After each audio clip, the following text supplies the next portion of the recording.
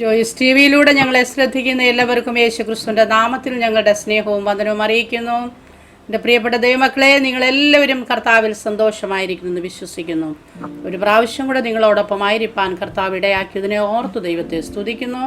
ഇന്ന് നമ്മോടൊപ്പം അനുഗ്രഹിക്കപ്പെട്ടതായ ഒരു കർത്താവിൻ്റെ ദാസിയാണ് തൻ്റെ ജീവിതത്തിൻ്റെ അനുഭവങ്ങളെ പങ്കുവയ്ക്കാനായി കടന്നു വന്നിരിക്കുന്നത്.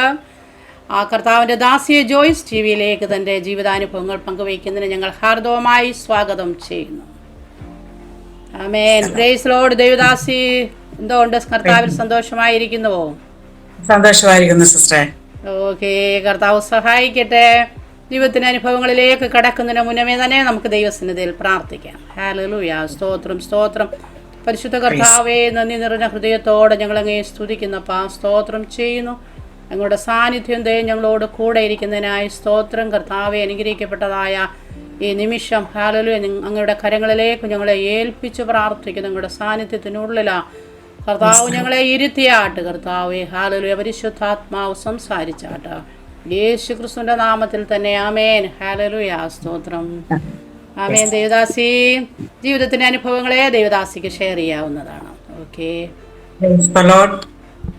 ആദ്യമായി ജോയ്സ് ടി വിയോടുള്ള സ്നേഹവന്ദനങ്ങളെ അറിയിക്കുന്നു. അനുഭവസാക്ഷ്യം പറയാൻ ക്ഷണിച്ച സിസ്റ്റർ റേച്ചൽ സിസ്റ്ററിനായി ദൈവത്തിന് സ്തോത്രം. ജീവിതത്തിലെ അനേക സാഹചര്യങ്ങളിൽ കൂടെ സമുദ്രത്തിലെ തിരമാലകൾ അടിച്ച് കയറുന്ന പോലെ താഴുന്ന പോലുള്ള ജീവിതാനുഭവത്തിൽ കൂടെ ദൈവം നടത്തിയ അനുഭവ സാക്ഷ്യങ്ങൾ അനേകർക്ക് പ്രയോജനകരമായി തീരുവാൻ ദൈവം സഹായിക്കട്ടെ. എൻ്റെ പേര് ലിസി എന്നാണ്, ലിസി ബേബി. എൻ്റെ ആദ്യത്തെ വിവാഹം കഴിഞ്ഞു 1992 എനിക്ക് അടൂര് ഏഴംകുളം എന്ന് പറഞ്ഞ സ്ഥലത്ത് നിന്ന് പാസ്റ്റർ സാംകുട്ടി ആയുമുള്ള വിവാഹം 92 നടന്നു. അങ്ങനെ 18 വർഷക്കാലം അനുഗ്രഹിക്കപ്പെട്ട ജീവിതത്തോടെ ദൈവവേലയോടും സന്തോഷകരമായി കുടുംബജീവിതം നയിച്ച് സുവിശേഷ വേല ചെയ്ത് മുന്നോട്ട് പോന്നു. ദാനമായ ദൈവം 3 പെൺകുഞ്ഞുങ്ങൾ എനിക്ക് നൽകി തന്നു. മൂത്ത മോള് കെസിയ സാം, രണ്ടാമത്തെ മോള് നിസി സാം, മൂന്നാമത്തെ മോള് ബ്ലെസ്സി സാം. 3 പൈതങ്ങൾ ദൈവം ദാനമായി തന്നു. എൻ്റെ ജീവിതത്തിൽ ഞങ്ങൾ രക്ഷിക്കപ്പെട്ടത് കരിമ്പാറ IPC സഭയാണ്. ആലത്തൂർ സെൻട്രലിലുള്ള കരിമ്പാറ IPC സഭയിലാണ് ഞാൻ രക്ഷിക്കപ്പെട്ട് വളർന്നത്. രക്ഷിക്കപ്പെടുന്നതിന് മുമ്പ് ഞങ്ങൾ യാക്കോബ സമുദായത്തിൽ ജനിച്ച് വളർത്തപ്പെട്ടു. എൻ്റെ അപ്പച്ചൻ്റെ പേര് കുര്യാക്കോസ് എന്നാണ്, അമ്മച്ചിയുടെ പേര് ഏലിയാമ്മ എന്നാണ്. അവരിൽ രണ്ടാമത്തെ മകളായി ഞങ്ങൾ 5 മക്കളാണ്, 4 പെൺമക്കളും 1 ആൺ പൈതലും. ഏറ്റവും ഇളയതാണ് എൻ്റെ സഹോദരൻ. ഞാൻ രണ്ടാമത്തെ മകളായി ജനിച്ചു വളർത്തപ്പെട്ടു. യാക്കോബ സമുദായത്തിലായിരിക്കുമ്പോൾ തന്നെ ആ ഭക്തിയിലും സൺഡേ സ്കൂൾ പഠനത്തിലും ആലയത്തിൽ പള്ളിയിൽ പോകുന്നതിലൊക്കെയും സജീവമായിരുന്നു. എന്നാൽ വളർന്നു വന്ന് ഒരു 17 വയസ്സായപ്പോഴാണ് രക്ഷയുടെ അനുഭവത്തിലേക്ക് കടന്നു വരാനുള്ള സാഹചര്യം ഉണ്ടായത്. ആ സാഹചര്യത്തിന് മുന്നിൽ എൻ്റെ മാതാവ് വിവാഹം കഴിഞ്ഞ് 10 വർഷം കഴിഞ്ഞിട്ടാണ് എനിക്ക് എൻ്റെ ചേച്ചി ജനിച്ചത്. അങ്ങനെ ആ 10 വർഷത്തില് അകം ഒത്തിരി നിന്നയും അപവാദങ്ങളൊക്കെയും എൻ്റെ മാതാവ് കേൾക്കേണ്ടി വന്നു, മക്കളില്ലാത്തതിൻ്റെ പേരിൽ. എൻ്റെ അപ്പച്ചന് അവർ 3 സഹോദരന്മാരും 1 സഹോദരിയുമാണ്. അവരെല്ലാം വിവാഹം കഴിഞ്ഞു.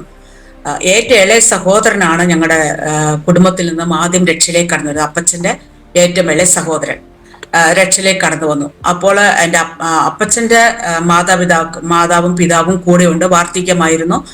ആ മാതാവും പിതാവും ഏറ്റവും ഇളയ സഹോദരൻ്റെ കൂടെയായിരുന്നു. അങ്ങനെ അവരും രക്ഷയിലേക്ക് കടന്നു വന്നു. കൊച്ചപ്പൻ്റെ ഭവനത്തിലായിരുന്നപ്പോൾ ആ സമയത്ത് 6 മാസം ഒരു മോൻ്റെ വീട്ടിൽ, 6 മാസം ഒരു മോൻ്റെ വീട്ടിൽ, അങ്ങനെ മാറി മാറിയാണ് ആ അപ്പച്ചനെയും അമ്മച്ചയും മക്കൾ നോക്കിക്കൊണ്ടിരുന്നത്. അങ്ങനെ എൻ്റെ അപ്പച്ചൻ നല്ല അധ്വാനിയായിരുന്നു, നല്ലപോലെ ജോലി ചെയ്യുന്ന ഒരു മനുഷ്യനായിരുന്നു. ജോലിക്കാരെ വെച്ച് കൃഷി പണി ചെയ്യുന്ന ഒരു പിതാവായിരുന്നു എൻ്റെ പിതാവ്. മക്കളുണ്ടായപ്പോൾ 4 പെൺമക്കൾ അടുപ്പിച്ചടുപ്പിച്ച് ഉണ്ടായതിൻ്റെ പേരിൽ പലരും നിന്ദിക്കുകയും അപ്പച്ചനെ നിരുത്സാഹപ്പെടുത്തുകയും ചെയ്തു. മദ്യപാനി അല്ലാത്ത ഒരു അപ്പച്ചൻ പിന്നത്തേതില് അനേകരുടെ നിരുത്സാഹപ്പെടുത്തുന്ന വാക്കുകൾ കേട്ട് പിന്നത്തേലൊരു പൂർണ്ണ മദ്യപാനിയായി തീർന്നു. മദ്യപാനി ആയപ്പോൾ ജോലിക്കാരെ ജോലിക്കായി വിടും.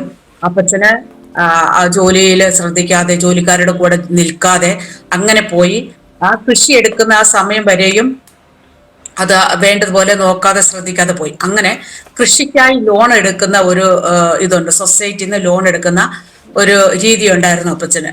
ലാസ്റ്റ് ആ ലോണ് സമയത്തിന് അടച്ചു തീർക്കാൻ വയ്യാതെ അവസാനമായപ്പോൾ സ്ഥലത്തിന്റെ ഓരോ ഭാഗം വിറ്റ് വിറ്റ് ലോൺ തീർക്കുന്ന ഒരു സാഹചര്യത്തിലായി. അങ്ങനെ ഞാൻ ചുരുക്കി പറഞ്ഞാല് രക്ഷയിൽ വരുന്നതിന് മുന്നുമേ ഉണ്ടായിരുന്ന സമ്പത്ത് മുഴുവനും നശിച്ചു പൂർണ്ണമായ ഒരു മദ്യപാനിയായ ഒരു പിതാവായിരുന്നു. ആ സമയത്ത് 4 പെൺമക്കള് വളർന്ന് ഒരുപോലെ വളർന്നു വരുവാനും ഇടയായി തീർന്നു. അങ്ങനെ പൂർണ്ണ മദ്യപാനിയായ എൻ്റെ പിതാവും എൻ്റെ മാതാവ് വളരെ കണ്ണുനീരോടുകൂടെ എൻ്റെ പിതാവിന് വേണ്ടി പ്രാർത്ഥിക്കുമായിരുന്നു, യാക്കോബ സഭയിൽ നിന്നുകൊണ്ട് തന്നെ. കാരണം 4 പെൺമക്കളൊരു മാതാവിന്റെ വേദന നമുക്ക് മനസ്സിലാക്കാവുന്നതാണ്. ആ കാരണം കൊണ്ട് എൻ്റെ മാതാവ് വളരെ പ്രാർത്ഥിച്ചു.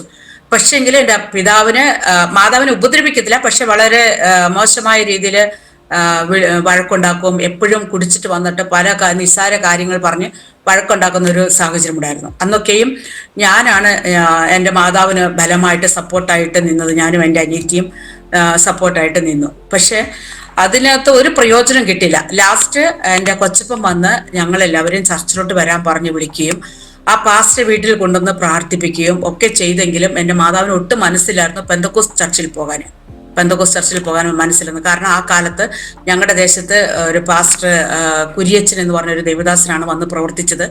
ആ ദേവദാസനിൽ ആയിരുന്ന സമയത്ത് എൻ്റെ കൊച്ചപ്പൻ രക്ഷിക്കപ്പെട്ടു. അത് കഴിഞ്ഞ് എൻ്റെ അപ്പച്ചൻ്റെ പെങ്ങൾ രക്ഷിക്കപ്പെട്ടു.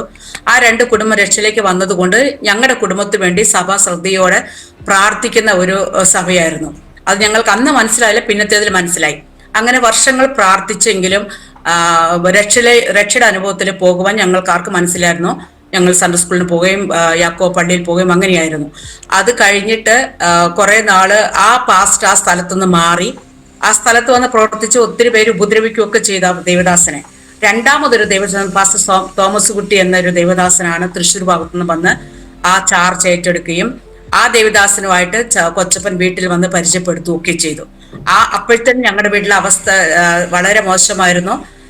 പലപ്പോഴും അപ്പച്ചൻ വന്ന് വഴക്കുണ്ടാക്കുന്നത് കൊണ്ട് കൊച്ചപ്പനെ സപ്പോർട്ടിന് മാതാവ് പോയി വിളിക്കുമ്പോൾ ചേച്ചിയോട് പറഞ്ഞാൽ മനസ്സിലാവില്ലല്ലോ, രക്ഷിക്കപ്പെടാൻ ചർച്ചിൽ വാന്ന് പറഞ്ഞാല് കേൾക്കത്തില്ല. ഇപ്പോൾ ചേട്ടൻ അങ്ങനെ ചെയ്യുന്നതിന് എനിക്കൊന്നും ചെയ്യാൻ പറ്റത്തില്ല, ചേച്ചി മക്കളും അനുഭവിച്ചോ എന്നുള്ള ഒരു രീതിയിൽ കൈവിട്ടതുപോലുള്ള ഒരു സംസാരമായിരുന്നു. പിന്നെ ആരോടും പറയാനും സപ്പോർട്ട് ചെയ്യാനും അപ്പച്ചനെ ഉപദേശിക്കാനും അങ്ങനെ ആരുമില്ലാത്ത ഒരു സാഹചര്യമായിരുന്നു.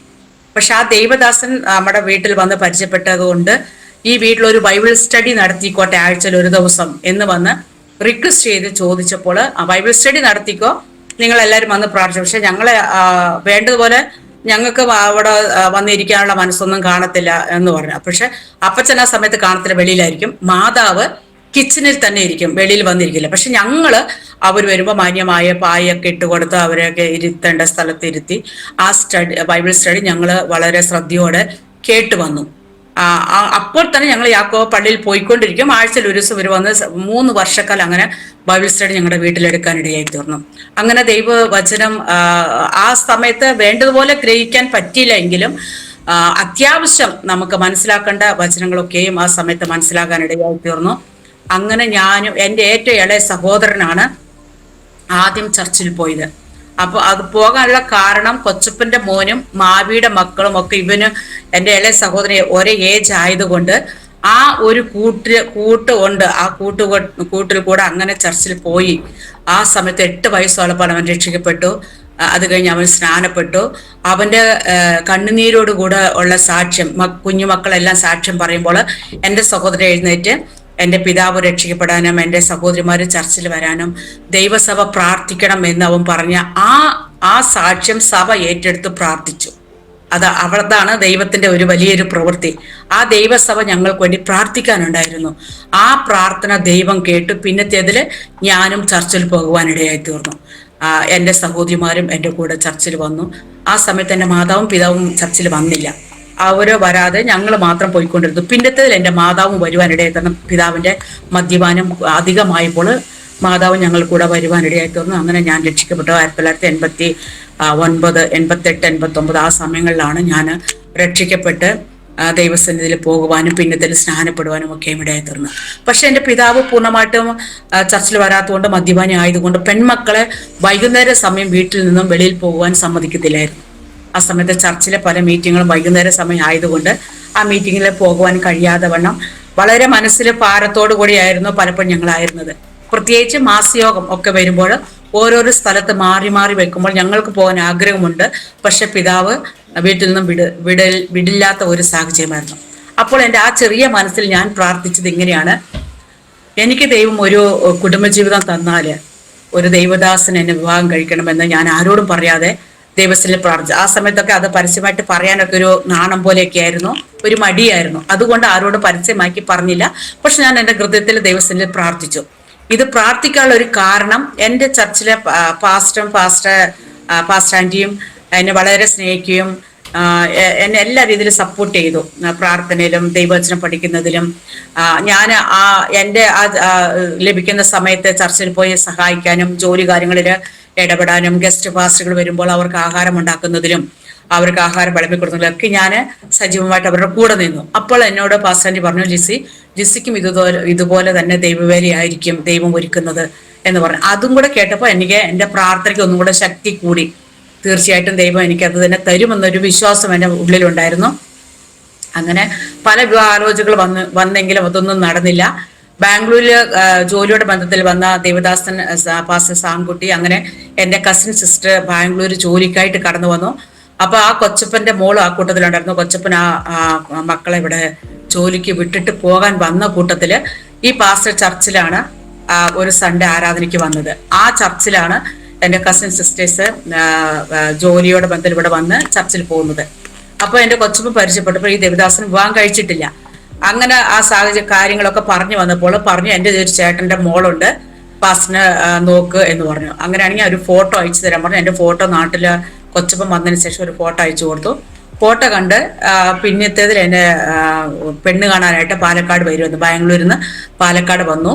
പെണ്ണ് കണ്ടിട്ട് പോയി, അവർക്ക് താല്പര്യമായി. പിന്നെ വന്നത് കല്യാണ നിശ്ചയത്തിനായിട്ട് ഒരു ഡേറ്റ് പറഞ്ഞ് നിശ്ചയത്തിനായിട്ട് അടൂരിൽ നിന്ന് ആളുകളും ബാംഗ്ലൂരിൽ നിന്ന് ദേവദാസന്റെ കൂടെ 1-2 പേരും ഒക്കെയും വന്ന് വിവാഹ നിശ്ചയം കഴിഞ്ഞു. 1992 സെപ്റ്റംബർ 17-ാം തീയതി Badoli pastor M A Varghese ഉള്ള ചർച്ചിന്റെ അസിസ്റ്റന്റ് പാസ്റ്റർ ആയിട്ടായിരുന്നു സാംകുട്ടി പാസ്റ്റർ അന്ന് സുവിശേഷ വേല ചെയ്തത്. പക്ഷെ ബാംഗ്ലൂർ വന്ന് അവരുടെ പിതാക്കന്മാരായിട്ട് ദൈവവേല ചെയ്യുന്നവരാണ്. പ്രത്യേകിച്ച് മെഡിസിൻ ഉപയോഗിക്കാത്ത ഒരു ഇൻഡിപെൻഡന്റ് ചർച്ചായിരുന്നു അവരേഷ്യ ദൈവസഭ എന്ന് പറയുന്ന ഒരു ചർച്ചിലെ പാസ്റ്റർ ആയിരുന്നു സാംകുട്ടി പാസ്റ്റർ പിതാവ്. അങ്ങനെ ആ ചർച്ചിനോട് ബന്ധത്തില് നിന്നപ്പോൾ ഒത്തിരി ത്യാഗം സഹിച്ചതും പട്ടിണി കിടന്നതും ഒക്കെയും കണ്ടാണ് സാംകുട്ടി പാസ്റ്റർ വളർന്നത്. ദശാംശം കിട്ടുന്ന പൈസയും പിടിയേരി കൊടുത്ത് ഉപജീവനം കഴിയുന്നതും ഒക്കെ. പക്ഷെ അവരുടെ പിതാക്കന്മാര് വളരെ കഷ്ടപ്പെട്ട് കർത്താവിന്റെ വേല ചെയ്തു. ആ കാലത്ത് ദൈവം ശക്തമായിട്ട് ഉപയോഗിച്ച് അത്ഭുതങ്ങൾ ചെയ്ത് ദൈവത്തിന് വേല ചെയ്ത ദേവദാസന്മാരായിരുന്നു. മാതാവിന്റെ പിതാവും കർത്താവിന്റെ വേലയിലായിരുന്നു.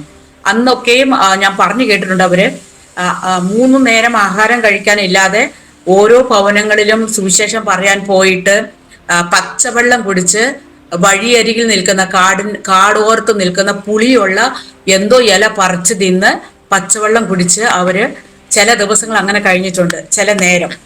അതൊക്കെ ഞാൻ പറഞ്ഞു കേട്ടിട്ടുണ്ട്. അവരന്ന് അത്രയും പ്രയാസപ്പെട്ട് കർത്താവിന്റെ വേല ചെയ്തത് കൊണ്ടാണ് ഈ തലമുറ ദൈവം അനുഗ്രഹിച്ചത്. അത് ദൈവത്തിന് നന്ദിയോടെ സ്തോത്രം. വളരെ ആ പിതാക്കന്മാർ അനുഭവിച്ച കഷ്ടതയുടെ ഫലം ഞങ്ങളാണ് ഇപ്പോൾ അനുഭവിക്കുന്നത്. കാരണം 92 വിവാഹം കഴിച്ച സാംകുട്ടി പാസ്റ്റർ എം എ ഓറിസിന്റെ പാസ്റ്റർ ചർച്ചിന്റെ അസിസ്റ്റന്റ് പാസ്റ്റർ ആയിരുന്നു. അപ്പോൾ തന്നെ സുവിശേഷ വേല ചെയ്യാൻ താല്പര്യമുണ്ടെങ്കിലും ഒരു ജോലിയോടെ ബന്ധത്തിലാണ് ബാംഗ്ലൂർ വന്നത്. ആ ബുദ്ധിമുട്ട് കണ്ടുകൊണ്ട് ഇങ്ങനെയായിരുന്നു പുള്ളിക്കാരന്റെ തീരുമാനം: ഞാൻ കർത്താവിന്റെ വേല ചെയ്യാം, ജോലിയോട് കൂടെ ഞാൻ കർത്താവിന്റെ വേല ചെയ്യാം, പണം കൊടുത്ത് ഞാൻ കർത്താവിന്റെ ദാസന്മാരെ സഹായിക്കാം എന്നുള്ള തീരുമാനത്തിൽ ബാംഗ്ലൂരിൽ വന്നു. അങ്ങനെ പാസ്റ്റർ മോറിസിന്റെ അവിടെ ആരാധനയ്ക്ക് പോയി അവിടുത്തെ അസിസ്റ്റന്റ് പാസ്റ്ററായിട്ട് കർത്താവിന്റെ വേല ചെയ്യുവാനും സഹായിച്ചു. ഒരു ദിവസം ഒരു ഉപവാസ പ്രാർത്ഥന നടന്നുകൊണ്ടിരിക്കുമ്പോൾ ഒരു പ്രവാചകൻ വന്ന് സാംകുട്ടി പാസ്റ്റർ തലയെ കൈവച്ചിട്ട്, ഞാൻ നിന്റെ ആഹാരം, വസ്ത്രം, നിന്റെ സാമ്പത്തികമായ പണം ഞാൻ നോക്കിക്കോളും എന്നുള്ള ആലോചന കിട്ടിയപ്പോൾ താൽക്കാലികമായിട്ട് ജോലി ഉപേക്ഷിച്ച് പൂർണ്ണമായി കർത്താവിന്റെ വേല ചെയ്യുവാൻ തീരുമാനിച്ചു. ഹല്ലേലൂയ. ആ ഒരു അനുഭവം ഇന്നും ഞങ്ങളുടെ ജീവിതത്തിൽ നിലനിർന്നു വരികയാണ്. ആഹാരത്തിൻ്റെതാവട്ടെ, പണത്തിൻ്റെതാവട്ടെ, വസ്ത്രത്തിൻ്റെതാവട്ടെ, ദൈവം അതാത് സമയത്ത് ഞങ്ങൾക്ക് വേണ്ടുന്ന, എനിക്കും എൻ്റെ കുഞ്ഞുങ്ങൾക്കും വേണ്ടുന്ന കാര്യങ്ങൾ ദൈവം നൽകി തന്നുകൊണ്ടിരിക്കുന്നു. അത്ഭുതത്തോടെ ദൈവം നടത്തിക്കൊണ്ടിരിക്കുന്നു. ഹല്ലേലൂയ. ദൈവം ഒരു വാതിൽ തുറന്നാൽ ആർക്കും അടയ്ക്കാൻ സാധ്യമല്ല. ദൈവം ഒരു വഴി നമുക്ക് വേണ്ടി ഒരുക്കിയാൽ ആ വഴി അനുഗ്രഹിക്കപ്പെട്ട രീതിയിൽ ദൈവം നടത്തും. ദൈവത്തെ അന്വേഷിക്കുന്ന ഒരു തലമുറ ലജ്ജിച്ചു പോകുവാൻ ദൈവം അനുവദിക്കില്ല. ഹല്ലേലൂയ.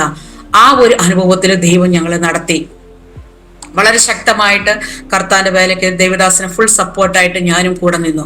ഞങ്ങൾ IPC സഭയിലായിരുന്നപ്പോഴും മെഡിസിൻ എടുക്കാത്ത ഒരു റൂൾസ് അവിടെ ഇല്ലായിരുന്നു. ആ ചർച്ച വരുന്ന എല്ലാവരും മെഡിസിൻ എടുക്കുന്നവരും രോഗം വന്നാൽ ചികിത്സിക്കുന്നവരുമായിരുന്നു. ഞാനും ആ രീതിയിൽ തന്നെ പോയി. പക്ഷെ വിവാഹം കഴിക്കുന്നിടം വരെ അസുഖമായിട്ട് ഹോസ്പിറ്റലിൽ പോവുകയോ മെഡിസിൻ എടുക്കുക അങ്ങനത്തെ ഒരു ഓർമ്മ ഞങ്ങളുടെ ജീവിതത്തിലില്ല.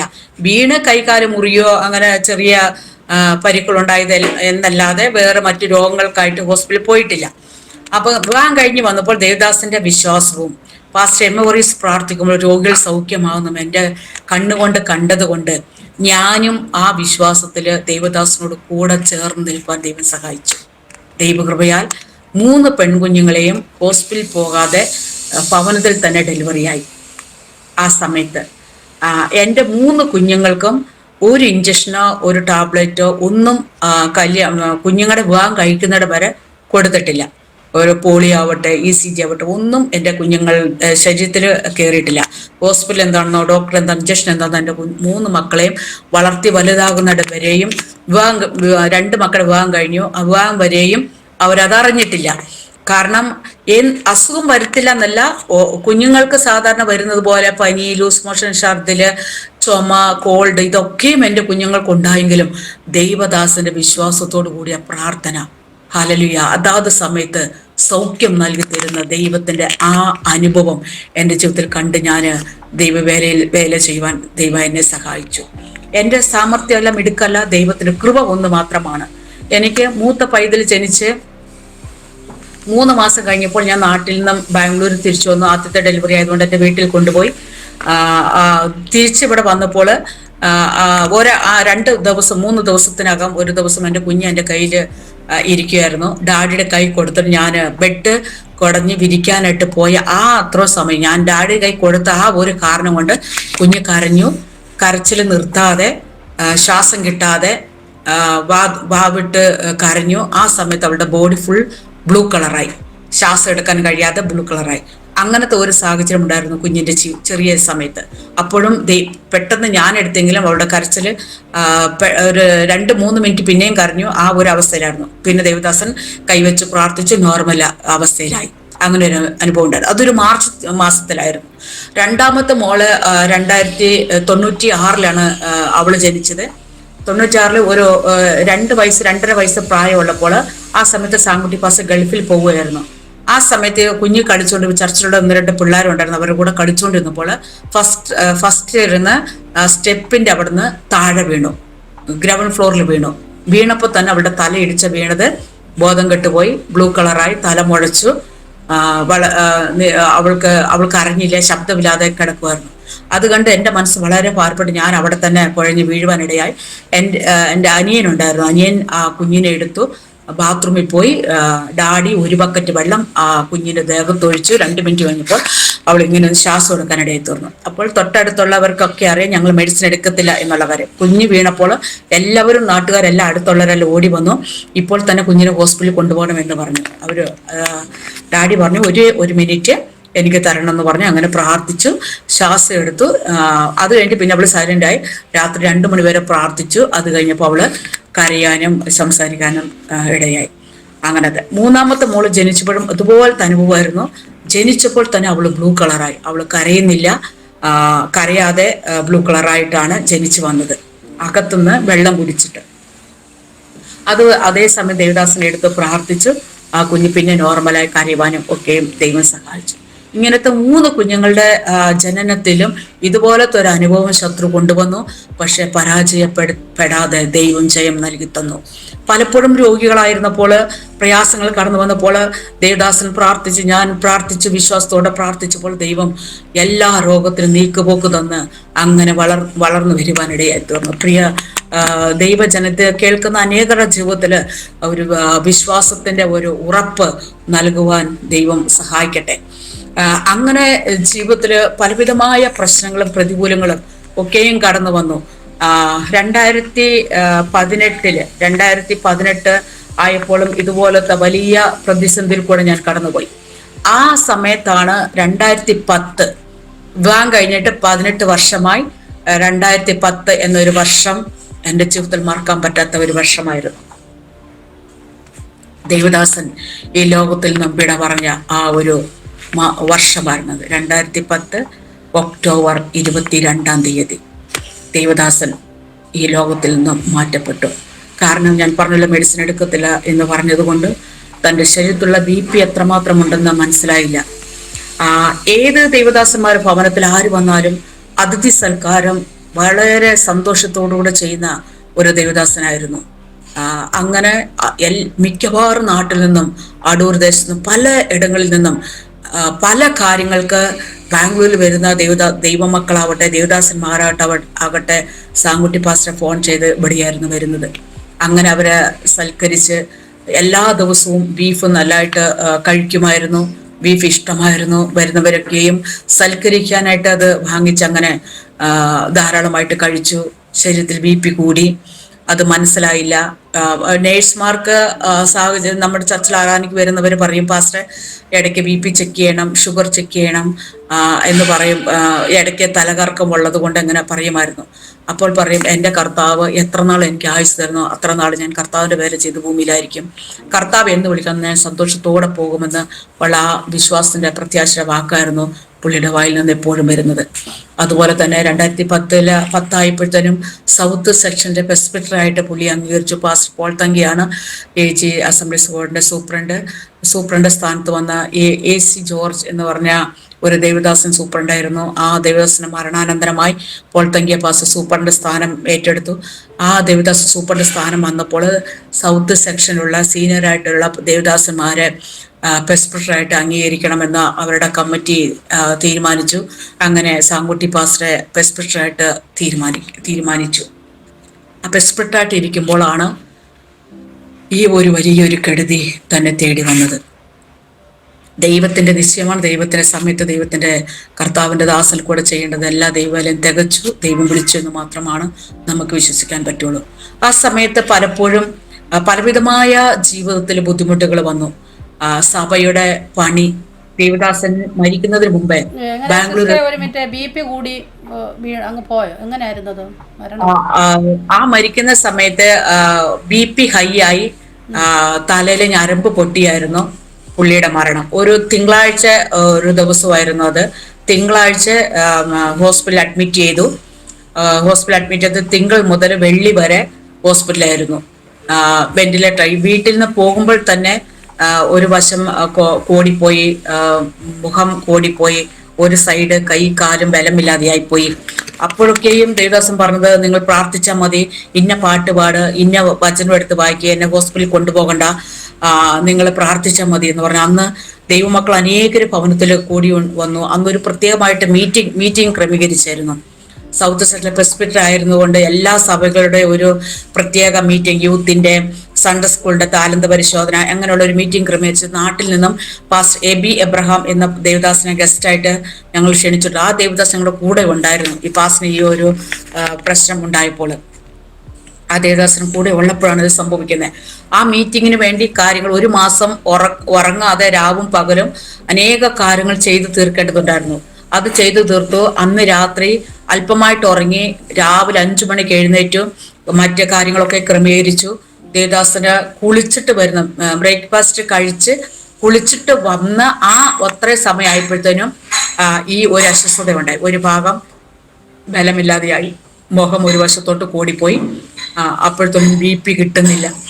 നമ്മുടെ ചർച്ചിലുള്ള ഒരു അച്ഛനുണ്ടായിരുന്നു, സീനിയർ ആയിട്ടുള്ള പുള്ളി, ഒരു ആയുർവേദിക ഡോക്ടറായിരുന്നു. പുള്ളി വേഗം സാങ്കുട്ടി പാസ്റ്ററോട് പറയാതെ ആംബുലൻസ് ഫോൺ ചെയ്ത് എത്ര വേഗം ഹോസ്പിറ്റലിൽ എത്തിക്കണമെന്ന് പറഞ്ഞ് ആ ദേവദാസൻ, ആ ഒരു അച്ചായൻ അതിന് മുൻകൈ എടുത്തു. സഭ, മക്കൾ, അനിയന്മാരെല്ലാവരും അപ്പോഴത്തേനും വന്നു. ആംബുലൻസ് കയറ്റി കുറച്ചു ദൂരം പോയി, അത്രമാത്രം.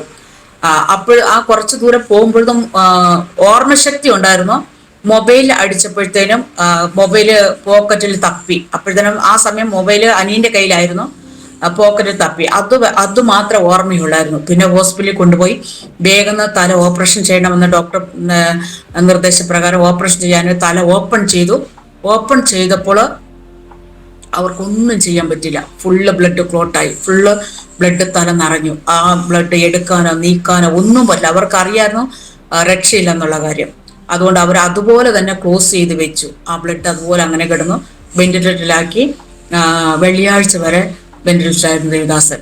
വെള്ളിയാഴ്ച ആയപ്പോൾ അവർ പറഞ്ഞു, ഇനി ഒരു രക്ഷയില്ല, ഹാർട്ടിന് ശ്വസിക്കാനുള്ള ആരോഗ്യമില്ല, വെന്റിലേറ്ററിൽ നിന്ന് എടുത്തു കഴിഞ്ഞാൽ തീർന്നു എന്ന് അവർ പറഞ്ഞു. അങ്ങനെ ഇനി ജീവിക്കത്തില്ല എന്ന് അന്നാണ് അവർ പറഞ്ഞത്. അങ്ങനെ അതാണ് കാരണം, മരിക്കാനുള്ള ഒരു കാരണം. പിന്നെ ബോഡി വീട്ടിൽ കൊണ്ടുവന്ന് ബാംഗ്ലൂർ പട്ടണത്തിലുള്ള സകല ദൈവമക്കളും, സകല ദേവദാസന്മാരും, സാങ്കുട്ടി പാസ്റ്ററൊക്കെ പരിചയമില്ലാത്ത ഒരു സഭക്കാരുമില്ല, ഒരു സഭയുമില്ലായിരുന്നു അന്ന്. ആ മരണം അതിശയകരമായിട്ടുള്ളൊരു മരണമായിരുന്നു. കാരണം പാസ്റ്റർ മെഡിസിൻ എടുക്കില്ല എന്ന് അനേകർക്ക് അറിയാവുന്നത് കൊണ്ട് അനേക രോഗികളായിരിക്കുന്നവർക്ക് വേണ്ടി പ്രാർത്ഥിച്ച് സൗഖ്യം ദൈവം കൊടുത്ത ഒരു അനുഭവത്തിൽ കൂടിയായിരുന്നു പോയിക്കൊണ്ടിരുന്നത്. അങ്ങനെ ദേവദാസന്റെ മരണം വേദനാജനകമായ ഉള്ളതായിരുന്നു. ആർക്കും വിശ്വസിക്കാൻ പറ്റാത്ത, നല്ല ആരോഗ്യമുള്ള, ചുറുചുറുക്കുള്ള, ഏത് മനുഷ്യന്റെ കഷ്ടത്തിൽ സഹായിക്കുന്ന ഒരു ദേവദാസനായിരുന്നു. അതുപോലെ ഒരു ശവഅടക്ക ശുശ്രൂഷ അതുപോലെയായിരുന്നു. ഞങ്ങൾക്കൊന്നും അടുത്ത് കാണാൻ പറ്റില്ല. ശവടക്കുന്ന സ്ഥലത്ത് തിങ്ങി ജനമായിരുന്നു. വീടിന് ഏറിയല് വണ്ടി പാർക്ക് ചെയ്യാൻ സ്ഥലമില്ലാത്ത പോലെ വാഹനങ്ങളും വണ്ടികളും ആളുകളും അങ്ങനെ നിറഞ്ഞു നിന്ന ഒരു അവസ്ഥയാണ്. കാരണം ആ സമയത്ത് ചർച്ചിന്റെ പണി, നമ്മുടെ ബാംഗ്ലൂർ ഒരു സൈറ്റ് 1.5 സൈറ്റ് വാങ്ങിക്കാനും അതിൽ ആലയം പണിയാനും വളരെ ആഗ്രഹിച്ചിരുന്ന ഒരു ദേവദാസനായിരുന്നു. എമോറിസ് പാസ്റ്ററിൽ നിന്ന് ഞങ്ങൾ 16 വർഷം നിന്നിട്ട് ഞങ്ങൾ സെപ്പറേറ്റ് വേല തുടങ്ങാൻ തീരുമാനിച്ചു. അപ്പോൾ തന്നെ സ്ഥലം വാങ്ങിച്ചു. അനേകരുടെ സഹായം കൊണ്ടാണ് സ്ഥലം വാങ്ങിച്ചത്. അതിന്റെ ചർച്ചിന്റെ രജിസ്ട്രേഷന് വേണ്ടിയായിരുന്നു 2008-2009 ആ സമയങ്ങളിൽ ഗൾഫിൽ പോയത്. അങ്ങനെ ഗൾഫിൽ വന്നു കഴിഞ്ഞ് രജിസ്ട്രേഷൻ ചെയ്തു. പിന്നെ പതിയെ ചർച്ചിന്റെ പണി, ചർച്ച് ഷീറ്റിട്ട ചർച്ചായിരുന്നു, അത് മാറ്റി ചർച്ച് പണിയാനുള്ള പദ്ധതികളെല്ലാം ഇട്ടു. കുറച്ച് നാളെ 2 മോൾഡിങ് മാത്രം കഴിഞ്ഞു. ഫില്ലറയിൽ 2 മോൾഡിങ് കഴിഞ്ഞു. ഈ സമയത്ത് കുറെ നാൾ അങ്ങനെ ഇട്ടിരുന്നു, പൈസ ഇല്ലാതെ കൊണ്ട് ചർച്ചിന്റെ പണി നടന്നില്ല. ലാസ്റ്റ് പ്രെസ്ബിറ്റർ ആയതിനു ശേഷം പോൾത്തങ്കി പാസ്റ്റർ പറഞ്ഞു, അവരുടെ ബാങ്കിൽ നിന്ന് ഞാൻ ലോൺ എടുത്ത് തരാം എന്ന് പറഞ്ഞു. അങ്ങനെ പുള്ളിക്കാരൻ അപ്പം ലോണ് കിട്ടണമെങ്കിൽ നമുക്ക് ബാലൻസ് 1 ലക്ഷം രൂപ കാണിക്കണമായിരുന്നു. അത് ഇല്ലാത്തത് കൊണ്ട് പോൾത്തങ്കിയ പാസ് തന്നെ 1 ലക്ഷം രൂപ നമ്മുടെ അക്കൗണ്ടിലിട്ട് ബാലൻസ് കാണിച്ച് അതിന്റെ പേപ്പേഴ്സുകളെല്ലാം ശരിയാക്കിക്കൊണ്ടിരിക്കുമ്പോഴാണ് ഈ ഒരു മരണം സംഭവിച്ചത്. അപ്പൊ പിന്നെ ആ ഒരു കാലഘട്ടങ്ങളില് ചർച്ചിന്റെ പണി തീർന്നിട്ടില്ല. ഞങ്ങൾ വാടക ഭവനത്തിലാണ്. 3 പെൺകുഞ്ഞുങ്ങള്, സഭ. ഇത്രയും എന്നെ ഒറ്റയ്ക്ക് ഏൽപ്പിച്ചിട്ട് ഒറ്റ നിമിഷം കൊണ്ട് ദേവദാസൻ ലോകത്തിൽ നിന്ന് യാത്ര പറഞ്ഞു. ആ ഒരു വളരെ വേദനകരമാകിരുന്ന സാഹചര്യത്തിൽ കൂടെ ഞാൻ കടന്നുപോയി. ആ സമയത്ത് എനിക്ക് എന്ത് ചെയ്യണമെന്ന് എനിക്ക് അറിയത്തില്ലായിരുന്നു. എനിക്ക് പ്രാർത്ഥിക്കാൻ വാക്കുകളില്ല. പ്രാർത്ഥിക്കാനിരുന്ന കണ്ണുനീര് മാത്രം, വേറെ ഒന്നും എനിക്ക് ചെയ്യാൻ കഴിയുന്നില്ല. അപ്പോ എൻ്റെ കർത്താവ് ആ സമയത്ത് എന്നെ ധൈര്യപ്പെടുത്തി, വചനങ്ങൾ തന്ന്, ആലോചന തന്ന്, ഈ പട്ടണത്തിലുള്ള അനേക ദൈവമക്കളുടെ പ്രാർത്ഥന, ദേവദാസന്മാരുടെ പ്രാർത്ഥന എൻ്റെ ജീവിതത്തിലെ ഫലമായിരുന്നു. ഞങ്ങൾ അറിയുന്ന സകലരും കേരളത്തിലും വെളിയിലും അമേരിക്കയിലും അനേക ഇടങ്ങളിലും ഇരുന്നു കൊണ്ട് ഞങ്ങൾക്ക് വേണ്ടി ദൈവജനം പ്രാർത്ഥിച്ചു. ആ പ്രാർത്ഥന ജീവിതത്തിൽ ഫലമായി തീർന്നു. പിന്നെ സ്റ്റെപ്പ് സ്റ്റെപ്പായി ഓരോ കാര്യങ്ങൾ ദൈവം എന്നെ പഠിപ്പിച്ചു. എന്തെല്ലാം ചെയ്യണമോ അതെല്ലാം ദൈവം എന്നെ പഠിപ്പിച്ചു. ദേവദാസൻ എന്നെ, എൻ്റെ കുഞ്ഞുങ്ങളെയും സഭ മക്കളെയും വളരെയധികം ദൈവമക്കളെ സ്നേഹിക്കുന്ന ഒരു ദേവദാസനായിരുന്നു. ഒരു ബുദ്ധിമുട്ടും അറിയിക്കാതെ കുഞ്ഞുങ്ങളെ സ്നേഹിച്ച്, എന്നെ സ്നേഹിച്ച് 18 വർഷം ജീവിച്ചുള്ളെങ്കിലും 48 വർഷം കൊടുക്കേണ്ട സ്നേഹം അതിനിടെ ഞങ്ങൾക്ക് തന്നു കഴിഞ്ഞു. എവിടെ പോയാലും കൂടെ കൊണ്ടുപോകും. ബാങ്കിൽ പോയാൽ, പച്ചക്കറി വാങ്ങിക്കാൻ പോയാൽ, എവിടെ പോയാലും കൂടെ കൊണ്ട് നടന്ന് ആ കൊണ്ട് നടന്ന് ചെയ്ത് കണ്ട കാര്യങ്ങളൊക്കെ പിന്നത്തേത് എനിക്ക് പഠിക്കാനിടയെ തീർന്നു. ഞാൻ ഒറ്റയായിരുന്ന സമയത്ത് ഒരിടത്തും ഞാൻ തന്നെ പോയിട്ടില്ല, ഒരിടത്തും തന്നെ വിട്ടിട്ടില്ല. അങ്ങനെയുള്ള സാഹചര്യത്തില് വളരെ ബുദ്ധിമുട്ടിൽ കൂടെ കടന്നുപോയി, പ്രയാസത്തിൽ കടന്നുപോയി, നെടുവീർപ്പ് മാത്രം. രാത്രി കടന്ന് ഉറക്കം വരത്തില്ല. ആ സമയത്ത് നമ്മുടെ കൂടെ അസിസ്റ്റന്റായിട്ട് 3 ദേവദാസന്മാരുണ്ടായിരുന്നു. അവര് സഭയിൽ ഈ ഒരു വേർപാടിന്റെ എന്താ കാനാവിലെ കല്യാണത്തിന് വീഞ്ഞ് പോരാതെ വന്ന ആ കുറവ് നികത്തി ആ ദേവദാസന്മാർ എൻ്റെ കൂടെ നിന്നു. കുറെ നാള് സന്തോഷത്തോടു കൂടെ പോയി. പിന്നത്തേതില് മാനുഷ്യമായ ചിന്തയില് പല കാരണങ്ങളുണ്ടായിരിക്കും. അവർക്കും സെപ്പറേറ്റ് സഭ വേണം, സ്വന്തമായിട്ടുള്ള സഭ വേണം എന്നുള്ള ആ രീതികളായിരുന്നു. ഒരു 3 വർഷക്കാലം എല്ലാവർക്കും എന്നോട് വളരെ സ്നേഹവും സഹതാപവും ഒക്കെ ഉണ്ടായിരുന്നു. സന്തോഷത്തോടു കൂടെ പോയി എൻ്റെ കുഞ്ഞുങ്ങളുടെ കാര്യങ്ങളൊക്കെ.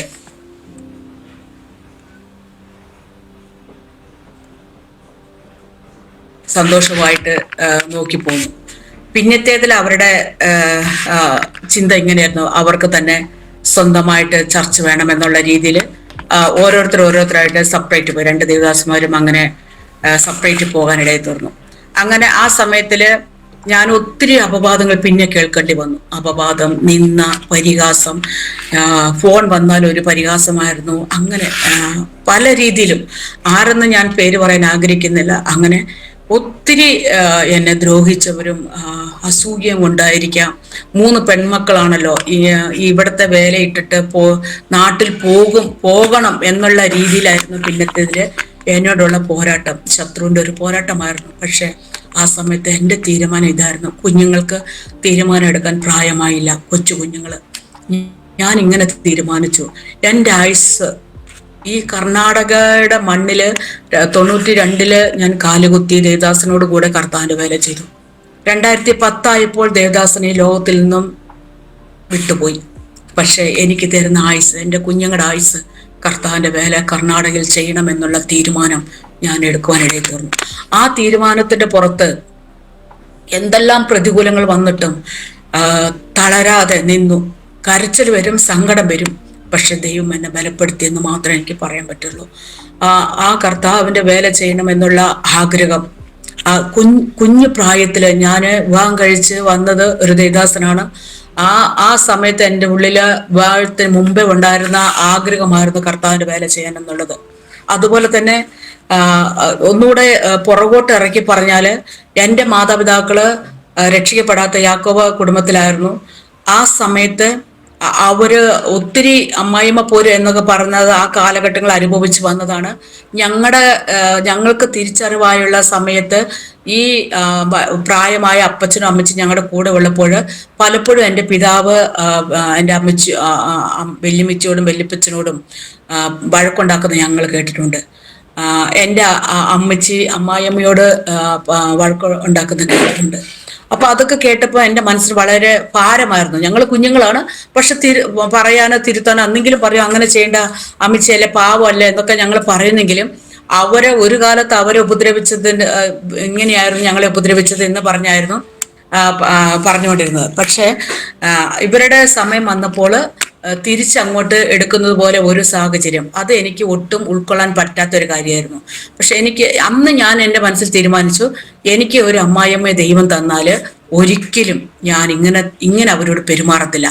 എന്നെ ദ്രോഹിച്ചാലും എന്ത് ചെയ്താലും രൂത്ത് അമ്മായിയമ്മയോട് പറ്റിച്ചേർന്നതുപോലെ ഞാൻ ദൈവസന്നിധിയിൽ അങ്ങനെ ഒരു തീരുമാനം എടുക്കാൻ ഇടയായി തീർന്നു. അങ്ങനെ എൻ്റെ വിവാഹം കഴിഞ്ഞ് വന്ന് എൻ്റെ അമ്മായിയമ്മ വളരെ ക്ലോസ് ആയിട്ട് ഒരു ഫ്രണ്ടിനോട് എങ്ങനെയാണ് ഇടപെടുന്നത് എന്ന പോലെയായിരുന്നു ഞാനും എൻ്റെ അമ്മായിയമ്മയും. അമ്മായിയമ്മ മരിക്കുന്നത് വരെ ഒരു ദിവസം പോലും വഴക്കിട്ടിട്ടില്ല, ഒരു ദിവസം പോലും ഞങ്ങൾ തമ്മിൽ പിണങ്ങിയിരുന്നിട്ടില്ല. അങ്ങനെ സന്തോഷമായിട്ട്.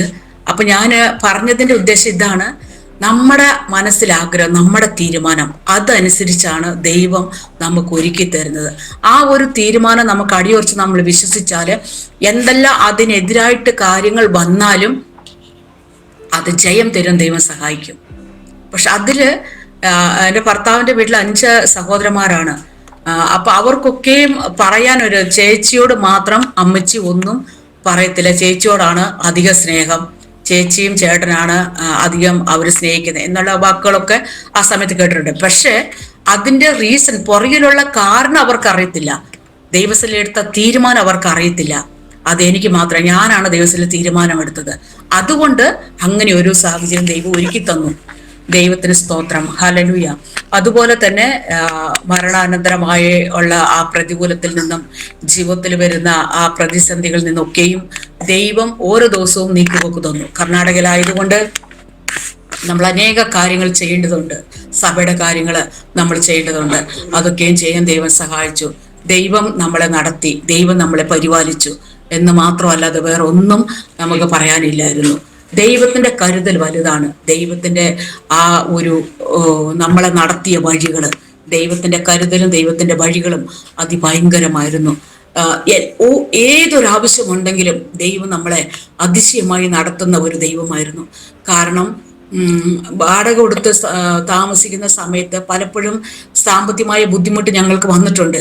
ഒരു പ്രാവശ്യം എന്തെങ്കിലും അത്യാവശ്യത്തിന് നാട്ടിൽ പോകേണ്ടി വന്നാലും അപ്പൊ ആ സമയത്ത് വാടക കൊടുക്കാനുള്ള പൈസ എടുത്ത് നാട്ടിൽ പിന്നെ വരുമ്പോൾ വാടക കൊടുക്കാൻ ഒത്തിരി ബുദ്ധിമുട്ടിയിട്ടുണ്ട്.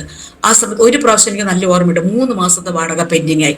3 മാസത്തെ വാടക പെൻഡിങ് ആയപ്പോൾ ഒരു ദിവസം വോൾനൈറ്റ് പ്രയർ, ചർച്ചിൽ നടക്കുന്ന വോൾനൈറ്റ് പ്രയർ ഞങ്ങൾ പ്രാർത്ഥിക്കാനായിട്ട് റെഡിയായി, സഭയായിട്ട് പ്രാർത്ഥിക്കാനായിട്ട് ഞങ്ങൾ റെഡിയായി. ആ സമയത്ത് നമുക്കൊരു ഏരിയ സപ്പോർട്ട്, ഇതിന്റെ ബ്രാഞ്ച് ചർച്ച് ഒരു ഏരിയ മീറ്റിംഗ് നമ്മൾ നടത്തുന്നുണ്ട്. അവിടെ CPM പോകുന്ന ഒരു മാതാവ് പലപ്പോഴും നമ്മുടെ ആ മീറ്റിങ്ങിൽ കടന്നു വരും. ആ മീറ്റിങ്ങിൽ കടന്നു വരുന്ന മാതാവ് നല്ല പ്രായമുള്ള ഒരു അമ്മച്ചിയാണ്. ഓൾ നൈറ്റ് പ്രേ എന്ന് പറയുമ്പോൾ നമ്മൾ ഈവനിങ് ആണ് നടത്തുന്നത്, രാവിലെ മുതൽ. അപ്പം ആ മാതാവ് ഒരു ദിവസം വൈകുന്നേരം ഓൾ നൈറ്റ് പ്രേ നമ്മൾ തുടങ്ങുന്ന അതേ സമയത്ത് ഒരു ഓട്ടോ വിളിച്ച്, ഒരു 6-7 കിലോമീറ്റർ അപ്പുറമാണ് നമ്മുടെ ബ്രാഞ്ച് ചർച്ച ഉള്ളത്. അവിടുന്ന് ഈ മാതാവ് ഞങ്ങളുടെ പ്രാർത്ഥന സ്ഥലത്ത് വന്നു. പ്രാർത്ഥന സ്ഥലത്ത് വന്നപ്പം മാതാവ് പറഞ്ഞത് ഇങ്ങനെയാണ്: എന്നോട് ദൈവാത്മാവ് സാങ്കുട്ടി പാസ്റ്റർ എടുത്ത് പോകാൻ പറഞ്ഞു. പോകുമ്പോൾ ഇത്ര രൂപ എടുത്തുകൊണ്ട് പോകാൻ പറഞ്ഞു. ഒരുവിധം സാമ്പത്തികമുള്ളൊരു മാതാവായിരുന്നു. കറക്റ്റായിട്ട് 3 മാസം കൊടുക്കേണ്ട വാടകയായിട്ടാണ് ആ മാതാവ് അന്ന് വന്നത്. അപ്പോൾ പാസ്റ്റർ ചോദിച്ചു, ഇത് എന്താ ഒരു പ്രേരണ ഉണ്ടായത്? എനിക്കറിയില്ല, ഈ പൈസ സാങ്കുട്ടി പാസ്റ്ററിന് കൊടുക്കാൻ പറഞ്ഞു എന്ന് പറഞ്ഞു. ആ പൈസ വാങ്ങിച്ച് കണ്ണുനീരോട് കൂടെ ദൈവത്തിന് സ്തോത്രം ചെയ്തു. ആ 3 മാസത്തെ വാടക കൊടുക്കാൻ ദൈവം സഹായിച്ചു. ഇതേപോലെ ഓരോ സാഹചര്യത്തിലും ബുദ്ധിമുട്ടില്ല എന്നല്ല, കർത്താവിന്റെ ശബ്ദം കേട്ടതാണ്, നിന്റെ സകലതും ഞാൻ നോക്കിക്കൊള്ളാമെന്ന്. അതിന്റെ ഒരു ഉദാഹരണം, ഒരു ചെറിയ ഒരു കാര്യമാണത്. ആ സമയത്ത് ആ ഒരു അത്ഭുതം ജീവിതത്തിൽ നടന്നു. പിന്നെ അത് കഴിഞ്ഞിട്ട് ഈ ഒരു ബുദ്ധിമുട്ട് വന്നപ്പോൾ എൻ്റെ മനസ്സിൽ ഞാൻ ദേവദാസിന്റെ മരണാനന്തരമായിട്ട് ദൈവത്തിൽ ഞാൻ കരഞ്ഞു പറഞ്ഞ ഒരു കാര്യം, ഒന്നാമത്തെ കാര്യം ഇതായിരുന്നു: കർത്താവെ, ഞാൻ ആരുടെയും കയ്യിൽ നിന്ന് കടം വാങ്ങിക്കാൻ എന്നെ ഇടയാക്കരുത്. ആഹാരമില്ലെങ്കിലും കുഴപ്പമില്ല, വസ്ത്രമില്ലെങ്കിലും കുഴപ്പമില്ല, ഉള്ളത് കൊണ്ട് അഡ്ജസ്റ്റ് ചെയ്ത് ഞങ്ങൾ ജീവിച്ചോളാം. പക്ഷെ കടം വാങ്ങിച്ച ഒരു കാര്യം നടത്താൻ എനിക്ക് ഇടവരരുതെന്ന് ഞാൻ ദൈവത്തോട് പ്രാർത്ഥിച്ചു. ദൈവത്തിന്റെ കൃപയാൽ കടം വാങ്ങിക്കേണ്ട അനേക സാഹചര്യങ്ങൾ വന്നു. പക്ഷെ കടം വാങ്ങിക്കാതെ ദൈവം ഇതുവരെ നടത്തി. കടം വാങ്ങിക്കുന്നില്ല, മനുഷ്യരുടെ കയ്യിൽ നിന്ന് വാങ്ങിക്കുന്നില്ല എന്നല്ല, ചെറിയ ചെറിയ ലോണുകൾ, നാട്ടിൽ പറഞ്ഞ പോലെ കുടുംബശ്രീ എന്ന് പറയുന്നത് പോലെയുള്ള ഇവിടെ കർണാടകയിൽ അങ്ങനത്തെ ഒരു ഇതുണ്ട്. അതിൽ നിന്ന് ലോണായിട്ട് എടുത്ത് കാര്യങ്ങൾ നടത്തി. കാരണം അപ്പോഴത്തെ ഞാൻ വാടക ഭവനത്തിലായിരുന്നല്ലോ സാങ്കുട്ടി പാസ്റ്റർ മരണ സമയത്ത്. ആ ഓണർ വന്ന് പറഞ്ഞു, സാറ് മരിച്ചല്ലോ, അതുകൊണ്ട് നിങ്ങൾ ഭാരപ്പെടണ്ട, എത്ര നാൾ വേണമെങ്കിലും നിങ്ങൾ വാടകയ്ക്ക് താമസിച്ചോളം പറഞ്ഞു. കറക്റ്റ് 1 വർഷമായപ്പം ഓണർ വന്ന് ആ വാക്ക് മാറ്റി പറഞ്ഞു. കാരണം എൻ്റെ മോൻ്റെ വിവാഹമാണ്, നിങ്ങൾ കാലി ചെയ്യണമെന്നായി. അപ്പം എനിക്ക് വളരെ വിഷമായി, മനസ്സിൽ വളരെ വിഷമായി. ഈ 3 കുഞ്ഞുങ്ങളെയും കൊണ്ട്, ഒരു കാറുണ്ട്, ഒരു ബൈക്കുണ്ട്, ഇത്രയും പാർക്ക് ചെയ്യുന്ന ഒരു വീട് എടുക്കണമെങ്കിൽ നല്ലൊരു എമൗണ്ട് അഡ്വാൻസ് കൊടുക്കണം. അപ്പം അങ്ങനെ ചിന്തിച്ചപ്പോൾ ഞാൻ എന്ത് ചെയ്യണം? വീട് പണിയാനുള്ള സ്ഥലമുണ്ട്, 2 മോൾഡിങ് കഴിഞ്ഞു, സ്ഥലമുണ്ട്, പക്ഷെ പണിയാനുള്ള പൈസ ഇല്ല. അങ്ങനെ ചിന്തിച്ച് ഒത്തിരി ഭാരപ്പെട്ട് ഒരു സംഘടന, ഇങ്ങനെ ഭവനം വെച്ചു കൊടുക്കുന്ന, 2 റൂം വെച്ചു കൊടുക്കുന്ന ഒരു സംഘടനയായിട്ട് ഒരു ദേവദാസൻ പരിചയപ്പെടുത്തി. അവിടെ ചെന്നൊരു 70,000 രൂപ അവരൊരു സഹായമായിട്ട് തന്നു. ആ പൈസ കൊണ്ട് ഒരു കിച്ചനും 1 റൂമും മാത്രം പണിതുകൊണ്ട് ബാക്കി സ്ഥലം ഉണ്ട്. 3 ബെഡ്റൂമും 2 ഹാളും ഉള്ളൊരു വീട് പണിയാനുള്ള സ്ഥലമാണ് ഉള്ളത്. അതിൻ്റെ സ്ഥലമുണ്ട്. അതുകൊണ്ട് ഒരു കിച്ചണും ഒരു റൂമും പണിതുകൊണ്ട് ബാക്കി സാധനം ഷിഫ്റ്റ് ചെയ്ത് നമ്മൾ ഇങ്ങോട്ട് വാടക വീട്ടിൽ നിന്ന് താമസമാക്കി. അപ്പോൾ നമ്മുടെ സാധനങ്ങളൊക്കെയും ഒരു സ്ഥലത്ത് ഷിഫ്റ്റാക്കി, മുഴുവൻ സോഫ സെറ്റ് എല്ലാം പൊടി കയറി, സാധനങ്ങളെല്ലാം പൊടി കയറി, എല്ലാം ഒരു തുണിയൊക്കെ വെച്ച് പാക്ക് ചെയ്ത് അങ്ങനെ അത് കവർ ചെയ്ത് ഇട്ടു. അങ്ങനെ ഒരു 2-3 വർഷക്കാലം ആ ഒരു സ്ഥിതിയിലായിരുന്നു.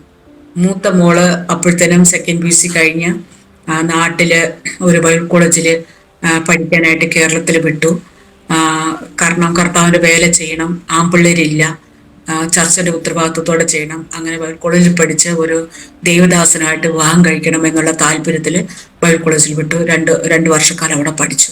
അവിടെ പഠിച്ചുകൊണ്ടിരുന്നപ്പോൾ പല വിവാഹാലോചനകൾ വന്നു.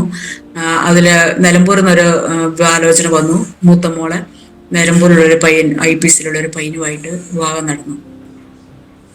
വിവാഹം നടന്നെങ്കിലും IPC ചർച്ച ആയതുകൊണ്ട് കർണാടകയിലുള്ള കാര്യങ്ങളൊക്കെയും അത്രയും വേഗത്തിൽ ഉൾക്കൊള്ളാൻ സാധിക്കത്തില്ലായിരുന്നു.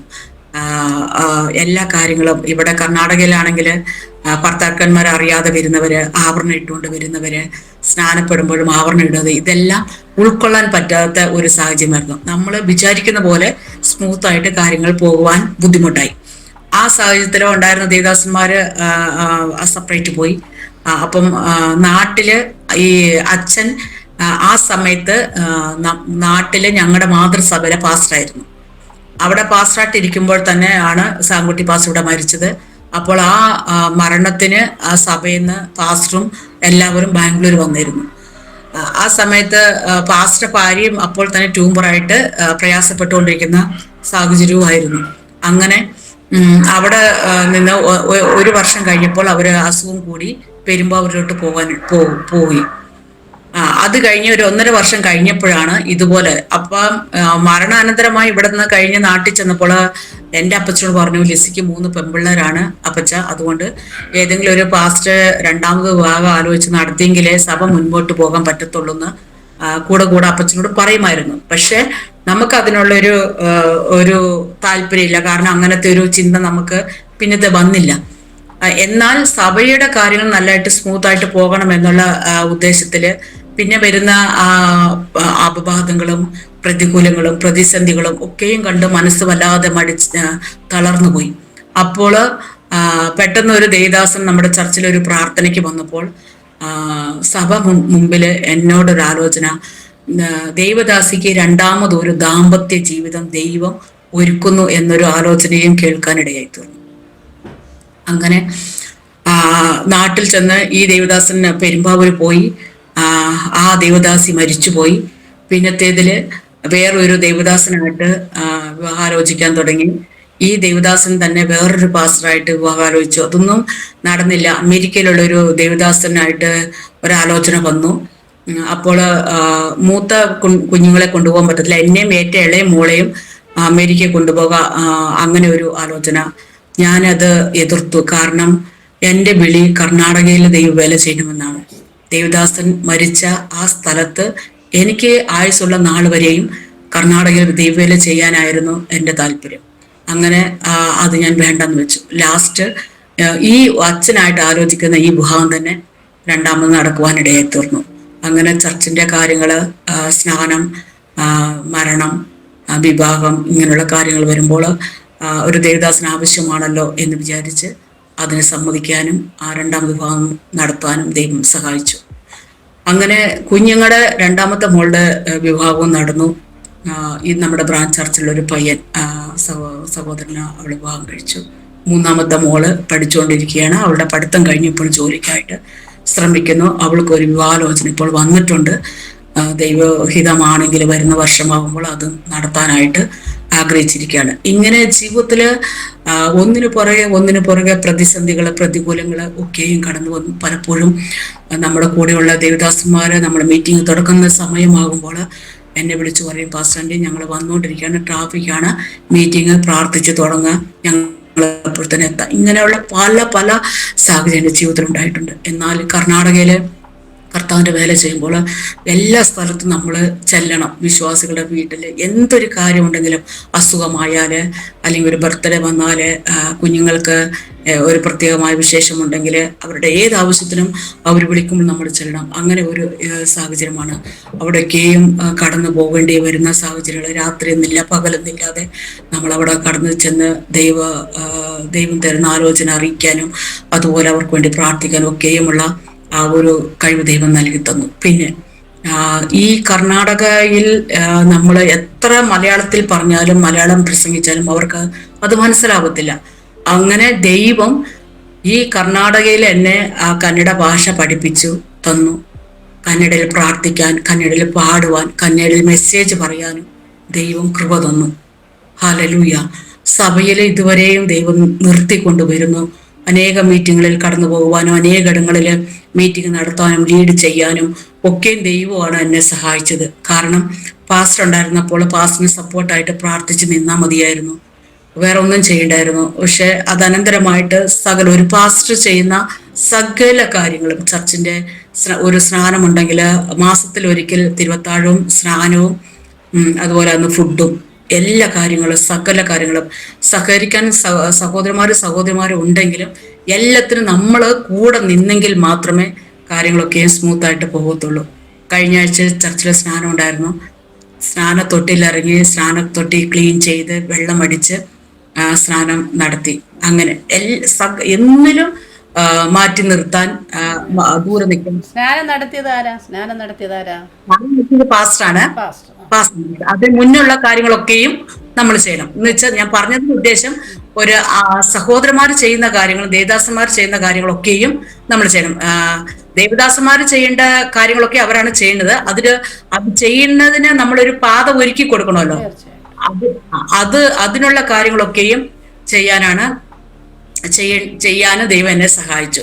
അതുപോലെ ഈ അച്ഛനുമായിട്ടുള്ള വിവാഹം എന്നാ നടന്നത്? എത്ര വർഷമായി? അത് 2015 2015 അത് നടന്നത്. അത് പെരുമ്പാവൂര് IPC ചർച്ചിൽ വെച്ചാണ് നടന്നത്. പാസ്റ്റർ ചർച്ചിൽ വെച്ചാണ് നടന്നത്. അത് കഴിഞ്ഞിട്ട് ആ വിവാഹം കഴിഞ്ഞപ്പോൾ ഇവിടെ ചർച്ചിൽ ഒത്തിരി പ്രതികൂലമായിരുന്നു. കാരണം ഇവിടെ IPCയിലുള്ള പാസ്റ്ററാണ്, ഇത് AG ചർച്ചാണ്. അങ്ങനെയുള്ള ഒന്ന് രണ്ട് കുറച്ച് ബുദ്ധിമുട്ടുകളുണ്ടായിരുന്നു. കുറെ നാളുകള് മോൻ അവിടെ ഉള്ളത് കൊണ്ട്, മോൻ കാനഡയിൽ പോയതിനു ശേഷമാണ് അച്ഛൻ ഇവിടെ വന്നത്. മോൻ അവിടെ ഉള്ളത് അച്ഛന്റെ മക്കൾ. അച്ഛന് 2 മക്കളാണ്. മൂത്ത മോൾ അച്ഛ, രണ്ടാമത്തെ മോൾ ഡാനിയൽ ഇപ്പൊ കാനഡയിലാണ് ഉള്ളത്. അച്ഛ മൂന്നാർ എന്ന് പറഞ്ഞ സ്ഥലത്താണ് വിവാഹം കഴിച്ച ശേഷം അവർക്ക് 3 മക്കളുണ്ട്. ഡാനിയല് കാനഡയിൽ പോയതിനു ശേഷമാണ് അച്ഛൻ പൂർണ്ണമായിട്ടും ബാംഗ്ലൂര് വരാനുള്ള ഒരു സാഹചര്യം ഉണ്ടായിരുന്നത്. അങ്ങനെ കർത്താവിന്റെ വേല ചെയ്തു, മുൻപോട്ട് പോയി. ഇപ്പൊ തന്നെ നമ്മുടെ ചർച്ചിന്റെ സകല കാര്യങ്ങളും പ്രാർത്ഥനാ കാര്യങ്ങളൊക്കെയും സഹോദരന്മാരുണ്ട് സപ്പോർട്ട് ചെയ്യാൻ. ഞാന് ഈ ഒരു വലിയ പ്രതിസന്ധി കൂടെ പോയപ്പോഴും ചർച്ചിലുള്ള 1, 2, 3 സഹോദരിമാരെ എപ്പോഴും എന്റെ കൂടെ ഉണ്ട്. രാത്രി പകലും ജോലി കഴിഞ്ഞിട്ട് അവര് നേരെ ഇവിടെ വരും. സമയം കിട്ടുമ്പോൾ ഇന്ന് പ്രാർത്ഥിക്കാനും. രാത്രി തന്നെ എന്നെ ഒരു ദിവസം പോലും തനിച്ച് കിടക്കേണ്ടി വന്നിട്ടില്ല. സഹോദരിമാര് ഒരു സ്ഥലത്തിരുന്ന് പ്രാർത്ഥിക്കും. ഉറക്കം വരുന്നിടം വരെ എൻ്റെ അടുത്തിരിക്കും, വിശേഷങ്ങൾ പറയും, ധൈര്യപ്പെടുത്തും. ഞാൻ ഉറങ്ങിക്കഴിയുമ്പോൾ അവർ പോയി കിടക്കും. അങ്ങനെയൊക്കെയുള്ള ഒരു വലിയ ഒരു സപ്പോർട്ടായിരുന്നു ആ സമയത്ത് നൽകി തന്നത്. അതുപോലെയുള്ള ഒരു ആത്മാർത്ഥ സ്നേഹമായിരുന്നു. ഞാന് ദേവദാസൻ വേർപെട്ടു പോയി ഞാൻ ഒറ്റയായ സമയത്ത് ഞാനും എൻ്റെ കുഞ്ഞുങ്ങളും എന്ത് ചെയ്യണമെന്ന് അറിയാതിരിക്കുന്ന സമയത്താണ് എൻ്റെ വീട്ടിൽ നിന്നോ, എൻ്റെ വീട് പാലക്കാടാണ്, നെന്മാറ. അവിടെ നിന്ന് ആരും ഇവിടെ വന്ന് നിൽക്കാനോ സഹായിക്കാനോ ആ സമയത്ത് ആർക്കും സാഹചര്യമില്ലാത്ത ഒരു കാര്യമായിരുന്നു. പക്ഷെ ഇവിടെയുള്ള ദൈവമക്കൾ ആത്മാർത്ഥമായിട്ട് എന്നെ സ്നേഹിച്ചു. ആത്മാർത്ഥമായിട്ട് എൻ്റെ കഷ്ടതയിൽ അവർക്ക് എന്നോട് കൂടെ നിന്നു. എല്ലാ രീതിയിലും അവരെനിക്ക് സപ്പോർട്ടായിരുന്നു. ഒന്നിനും ഒരു ബുദ്ധിമുട്ടും അറിയിക്കാതെ, ഒരു സങ്കടവും ജീവിതത്തിൽ അറിയിക്കാതെ അവര് എന്നോട് കൂടെ നിന്ന് ഉള്ളത് കൊണ്ട് ആലയത്തില് വരുന്ന പ്രാർത്ഥിക്കാനും ഇവിടെ വെക്കുന്ന ഭക്ഷണം അവർ കഴിക്കാനും അവർ സാധനങ്ങൾ വാങ്ങിച്ചുകൊണ്ട് വന്ന് ഇവിടെ ആഹാരം ഉണ്ടാക്കാനും അങ്ങനെ എല്ലാ രീതിയിലും ആ സമയങ്ങളിൽ അങ്ങനെ ഒരു വലിയ ഒരു സപ്പോർട്ടായിരുന്നു ഈ സഭയിലെ ദൈവമക്കള് എനിക്ക് നൽകി തന്നത്. അങ്ങനെ ആ ദൈവത്തിന്റെ ഒരു കരുതലാണത്, ദൈവം നടത്തുന്ന വിധമാണത്. ഹല്ലേലൂയ. വെള്ളത്തിൽ കൂടെ നടന്നാൽ മുങ്ങിപ്പോകാതെ, തീയിൽ കൂടെ നടന്നാൽ വെന്തു പോകാതെ, അഗ്നിജ്വാല ദഹിപ്പിച്ച് കളയാതെ ദൈവം കൂടെ നിന്നു നടത്തി. അത് നമുക്ക് സ്പഷ്ടമായിട്ട് മനസ്സിലായി, എൻ്റെ ജീവിതത്തിൽ സ്പഷ്ടമായിട്ട് മനസ്സിലായി. പലവിധമായ രോഗാവസ്ഥകൾ വന്നപ്പോഴും ദൈവത്തോട് പ്രാർത്ഥിച്ച് ദൈവം സൗഖ്യം തന്നു. ദൈവം എൻ്റെ ഹൃദയത്തിലെ ആഗ്രഹങ്ങൾ അറിഞ്ഞ് ദൈവം മാനിച്ചു. മൂത്ത കുഞ്ഞ് ഗർഭിണിയായിരുന്നപ്പോൾ എനിക്ക് 3 പെൺകുഞ്ഞുങ്ങളായിരുന്നു കൊണ്ട് മൂത്ത കുഞ്ഞിന് ഒരു ആൺ പൈതൽ വേണമെന്ന് ഞാൻ ആഗ്രഹിച്ചു. അതുപോലെ ദൈവം നൽകി തന്നു. രണ്ടാമത്തെ മൂത്ത പൈതൽ ഒരു പെൺകുഞ്ഞാണ്. അവളുടെ ഡാഡി ഒരു പെൺകുഞ്ഞിന് വേണ്ടി പ്രാർത്ഥിച്ചു, ദൈവം അത് നൽകി തന്നു. രണ്ടാമത്തെ ഒരു ആൺകുഞ്ഞിന് വേണ്ടി പ്രാർത്ഥിക്കും. ഇപ്പൊ ഒരു രണ്ടാമത്തെ പ്രസവം കഴിഞ്ഞിട്ട് ഇന്ന് 4 ദിവസമായി. രണ്ടാമത്തെ മോളെ കുഞ്ഞാണോ മടിയിലിരിക്കുന്നേ? മടിയിലിരിക്കുന്ന രണ്ടാമത്തെ മോളുടെ മൂത്ത മോള, അവളുടെ മമ്മിയാണ് ഇപ്പൊ പ്രസവിച്ചെടുക്കുന്നത്. ആ കുഞ്ഞ് 4 ദിവസമായി, ഒരു ആൺകുഞ്ഞ്. അപ്പോൾ തന്നെ ആ കുഞ്ഞ് ഗർഭിണിയായിട്ടിരിക്കുമ്പോൾ തന്നെ ഒരു ദൈവദാസി സഭയിൽ വന്ന് പ്രാർത്ഥിച്ചിട്ട് ഇതാണ് പറഞ്ഞത്, ഒരു പ്രവാചകനെ ദൈവം വെളിയിൽ കൊണ്ടുവരുന്നു. ശുശ്രൂഷ ഒരു കൈമാറ്റത്തിലേക്ക് ദൈവം നടത്താനായിട്ട് ആ കുഞ്ഞുങ്ങളെ ദൈവം വരും ദിവസങ്ങളിൽ ശക്തമായിട്ട് ഉപയോഗിക്കുമെന്നുള്ളൊരു ആത്മാർത്ഥമായ വിശ്വാസം എനിക്കുണ്ട്. കർത്താവ് നമ്മളെ വിളിച്ചാല് കൈവിടാത്ത ദൈവമാണ്. ദൈവമക്കൾക്ക് ആരും ലജ്ജിക്കുവാൻ ദൈവം ഇടവരുത്തിയില്ല. ഹല്ലേലൂയ. ആ ഒരു കാര്യം കൂടെ ഇപ്പോൾ, ആ ഒരു അനുഗ്രഹം കൂടെ ഒരു തലമുറകളുടെ ദൈവം ദാനമായി തന്നത് കണ്ട് സന്തോഷിക്കുവാൻ ദൈവം എന്നെ സഹായിച്ചു. അതുമാത്രമല്ല, ആ രണ്ടാമത്തെ കുഞ്ഞ് കുറച്ച് നല്ല ശരീരമുള്ളതാ, ഡാഡിയെ പോലെ നല്ല വണ്ണമാണ്. ആദ്യത്തെ ഡെലിവറി എന്ന് പറയുന്നത് ഹോസ്പിറ്റലിൽ പോയി, ആ ഡോക്ടർ നല്ല ഒരു ഡോക്ടർ ആയതുകൊണ്ട് ഓപ്പറേഷൻ കൂടാതെ നോർമൽ നോക്കാൻ മാക്സിമം ശ്രമിച്ചു. ലാസ്റ്റ് അവൾക്ക് ആരോഗ്യം ഇല്ലാത്തതുപോലെയായി. എന്നിട്ട് ഓപ്പറേഷൻ ചെയ്യാൻ ഓട്ടിയിൽ കൊണ്ടുപോയതാ.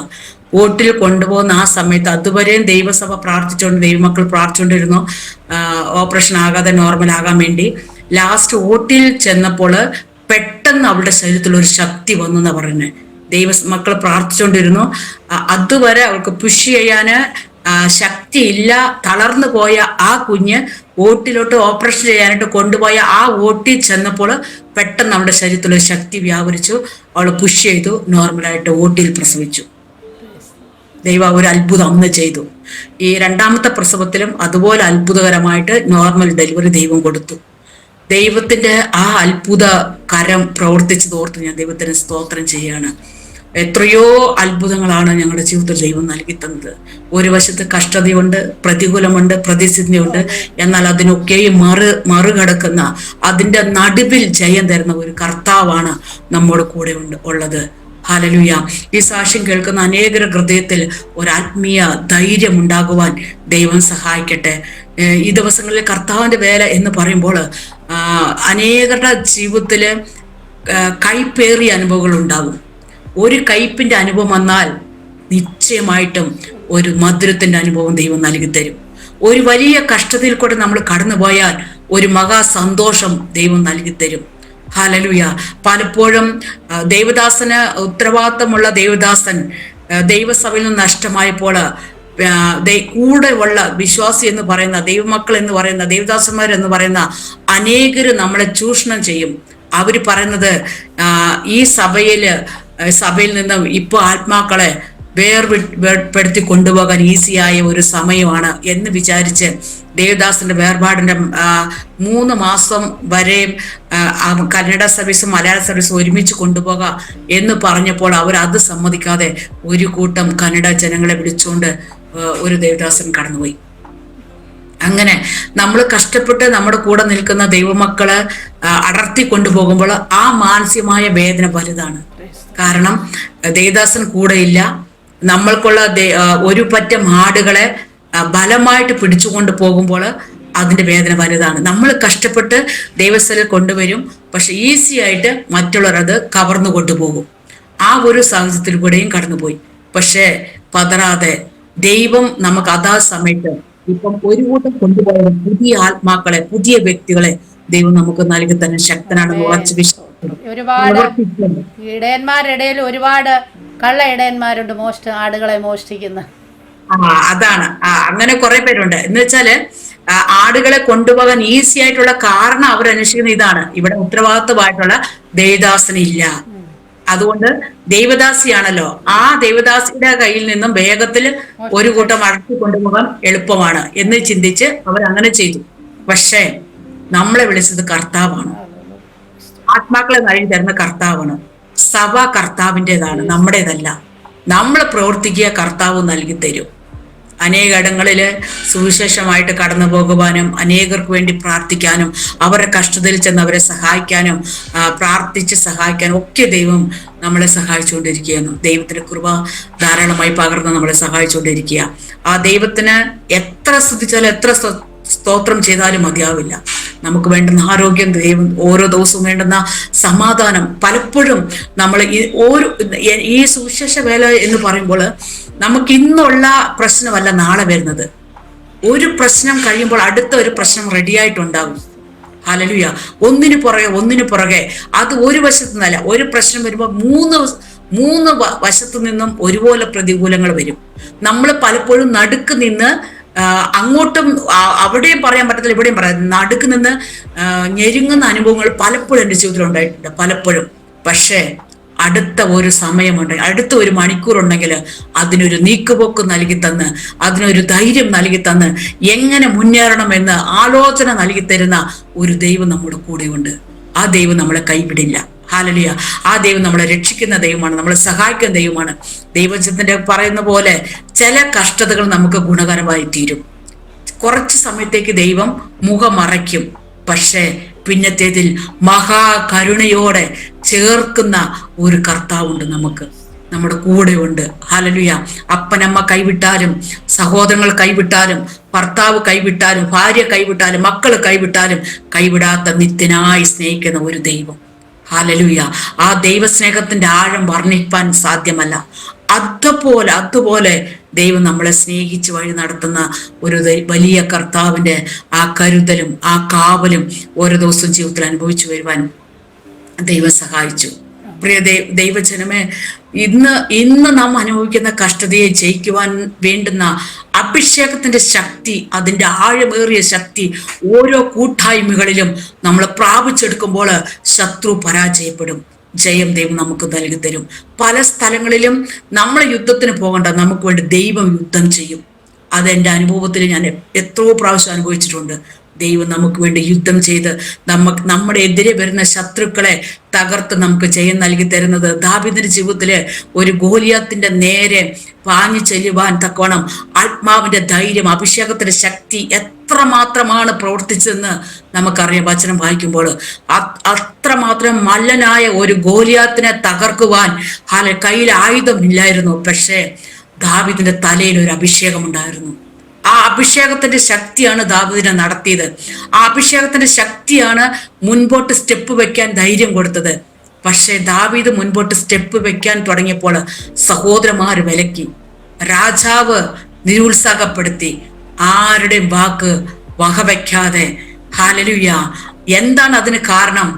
ജീവനുള്ള ദൈവത്തെ നിന്ദിക്കുന്ന ആ നിന്ദനെ സർവനാശമാക്കുവാൻ ദൈവം ദാവീദിന്മേൽ പകർന്ന ഒരു അഭിഷേകം ഉണ്ടായിരുന്നു. എന്നെ പലപ്പോഴും ധൈര്യപ്പെടുത്തിയത് അതാണ്. ആ ദാവീദിന്മേൽ പകർന്ന അഭിഷേകത്തിന്റെ ശക്തി. ഒരു ഗോലിയാത്തിനെ തകർക്കുവാൻ ആ ചെറിയ ഒരു കല്ല്, ഒരു കവണ, ആ കവണ വെച്ച് വീശി എറിഞ്ഞപ്പോൾ ആ മല്ലനായ ഗോലിയാത്തിന്റെ ശരീരം എല്ലാം കവറാണ്. ആ കല്ല് ചെന്ന് പതിക്കുന്ന നെറ്റി മാത്രമേ ഓപ്പൺ ആയിട്ടുണ്ടായിരുന്നുള്ളൂ. ആ കല്ല് ചെന്ന നെറ്റിയിൽ പതിച്ചു. മല്ലനായ ഗോലിയാത്ത് നിലം പരിച്ചായി. ആ ഗോലിയാത്തിനെ കൊല്ലുവാൻ ഗോലിയാത്തിന്റെ ആയുധമെടുത്ത് ദാവീദ് ഉപയോഗിച്ചു. അവന്റെ തല ആ വാളുകൊണ്ട് കട്ട് ചെയ്യുവാനിടയെ തീർന്നു. ഇതാണ് നമ്മുടെ ദൈവം, നമ്മളെ സഹായിക്കുന്ന ദൈവം, നമ്മളെ രക്ഷിക്കുന്ന ദൈവം. ഹല്ലേലൂയ. എത്ര പ്രശ്നം വന്നാലും നമ്മുടെ അകത്തൊരു അഭിഷേകം ഉണ്ടെങ്കിൽ, നമ്മുടെ അകത്ത് ഒരു ധൈര്യമുണ്ടെങ്കിൽ ആ പ്രശ്നത്തെ മുന്നേറുവാൻ സാധിക്കും. ഹല്ലേലൂയ. എത്രയോ പ്രശ്നത്തിൽ പോകുന്നവർക്കും നമ്മൾ ഈ അനുഭവിച്ച കഷ്ടത, നമ്മൾ അനുഭവിച്ച ഈ പ്രതികൂലം അവരെ ധൈര്യപ്പെടുത്താനാണ്. എന്നോട് എത്രയോ ദേവദാസന്മാർ ആലോചന പറഞ്ഞിട്ടുണ്ട്. ദേവദാസി അനുഭവിക്കുന്ന കഷ്ടതയുണ്ടല്ലോ, അനേകരെ ബലപ്പെടുത്താനാണെന്ന്, അനേകർക്ക് ധൈര്യം പകരാനാണെന്ന്. ഹല്ലേലൂയ. അത് കേൾക്കുമ്പോൾ ഞാൻ ഇയ്യോബ് പറഞ്ഞതുപോലെ ആ കഷ്ടതയിലും ദൈവത്തെ സ്തുതിക്കുവാൻ, ദൈവത്തെ മറന്നു കളയാതെ ദൈവം തരുന്ന അനുഭവിപ്പാനും കഷ്ടത സഹിപ്പാനും ആ കൃപ ദൈവം എനിക്ക് തന്നു. ആ കഷ്ടതയുടെ കൃപ ദൈവം എനിക്ക് തന്നത് എനിക്ക് നല്ല ഉറപ്പുണ്ട്. എൻ്റെ സഹോദരൻ പറയും, ഈ നമ്മുടെ ഭവനത്തിലെ ലിസ് ചേച്ചിക്ക് വന്നതുപോലെ കഷ്ടത വേറെ ആർക്ക് കൊടുത്താലും അവർ സഹിക്കത്തില്ല. പക്ഷെ ചേച്ചിക്ക് സഹിക്കാൻ ദൈവം കൃപ തന്നിട്ടുണ്ടെന്ന്. ഹല്ലേലൂയ. അതുപോലെ ദൈവം കൃപ തന്ന് ഇന്ന് വരെയും ദൈവം നടത്തി. ഒരു പോർലുമില്ലാതെ, ഒരു കുഴപ്പമില്ലാതെ. പ്രശ്നങ്ങളില്ലെന്നല്ല, പ്രശ്നങ്ങൾ ഇന്ന് വരെയും ഉണ്ട്. ഇപ്പോഴും പ്രശ്നത്തിൽ കൂടെയാണ് പോകുന്നത്. എന്നാൽ മാറാത്ത ഒരു കർത്താവ് കൂടെയുണ്ട്. ഹല്ലേലൂയ. വാക്ക് പറഞ്ഞ മാറാത്ത ഒരു ദൈവം, വാഗ്ദത്തങ്ങൾ നിവർത്തിയിരിക്കുന്ന കർത്താവ്, ആ ദൈവത്തിന്റെ സാന്നിധ്യമാണ് ഓരോ ദിവസവും ഞാൻ അനുഭവിച്ചുകൊണ്ടിരിക്കുന്നത്. അത് പറഞ്ഞറിയിക്കാൻ പറ്റത്തില്ല. അതുപോലെയാണ് ദൈവം നടന്നത്. എനിക്കറിയാം, നമ്മുടെ കൂടെ കേരളം വിട്ടുവന്ന എത്രയോ ദേവദാസന്മാര്, നമ്മളെക്കാളും ഉന്നതന്മാരായിരിക്കുന്നവര്, വിദ്യാഭ്യാസമുള്ളവര്, നല്ല ജോലിയുള്ളവര്, ഇന്ന് വരെ ഒരു സ്വന്തമായ ഒരു ചർച്ചില്ലാതെ വാടക ഭവനം എടുത്ത് ആരാധന നടത്തി പോകുന്ന അനേകരുണ്ട്. എന്നാൽ അവരുടെ മധ്യത്തിലാണ് സ്വന്തമായ ഒരു ആലയം താമസിക്കാൻ, വാടക കൊടുക്കാൻ താമസിക്കാൻ ഒരു ഭവനം ദൈവം നൽകി തന്നത്. ഞാൻ ഓർക്കുമായിരുന്നു, ദേവദാസന് മരണപ്പെട്ട ഈ സമയത്ത് വാടക കൊടുത്താൽ ഞാൻ കഴിയേണ്ടി വന്നെങ്കിൽ എനിക്കിവിടെ നിലനിൽക്കാൻ പറ്റത്തില്ലായിരുന്നു. പക്ഷെ ദൈവം അത് മുന്നമേ കണ്ടു.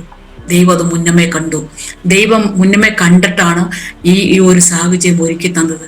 ദേവദാസന്റെ മരണാനന്തരമായിട്ടാണ് ഒരു ഭവനം പണിയാന്, ചർച്ച് പണിയാനൊക്കെയും ദൈവം ഈ ഏഴയായി എന്നെ ബലപ്പെടുത്തിയത്. എൻ്റെ കഴിവല്ല, ദൈവം കൃപ തന്നു. അതുകൊണ്ടാണ് നടത്തിയത്. ഈ ചർച്ചിന്റെ പണി ഞാൻ പറഞ്ഞല്ലോ, ദേവദാസൻ മരിക്കുമ്പോൾ രണ്ട് മോൾഡിങ് മാത്രമേ കഴിഞ്ഞിട്ടുള്ളൂ. ഭവനത്തിന്റെ പണി കഴിഞ്ഞിട്ടില്ല, ചർച്ചിന്റെ പണി കഴിഞ്ഞിട്ടില്ല.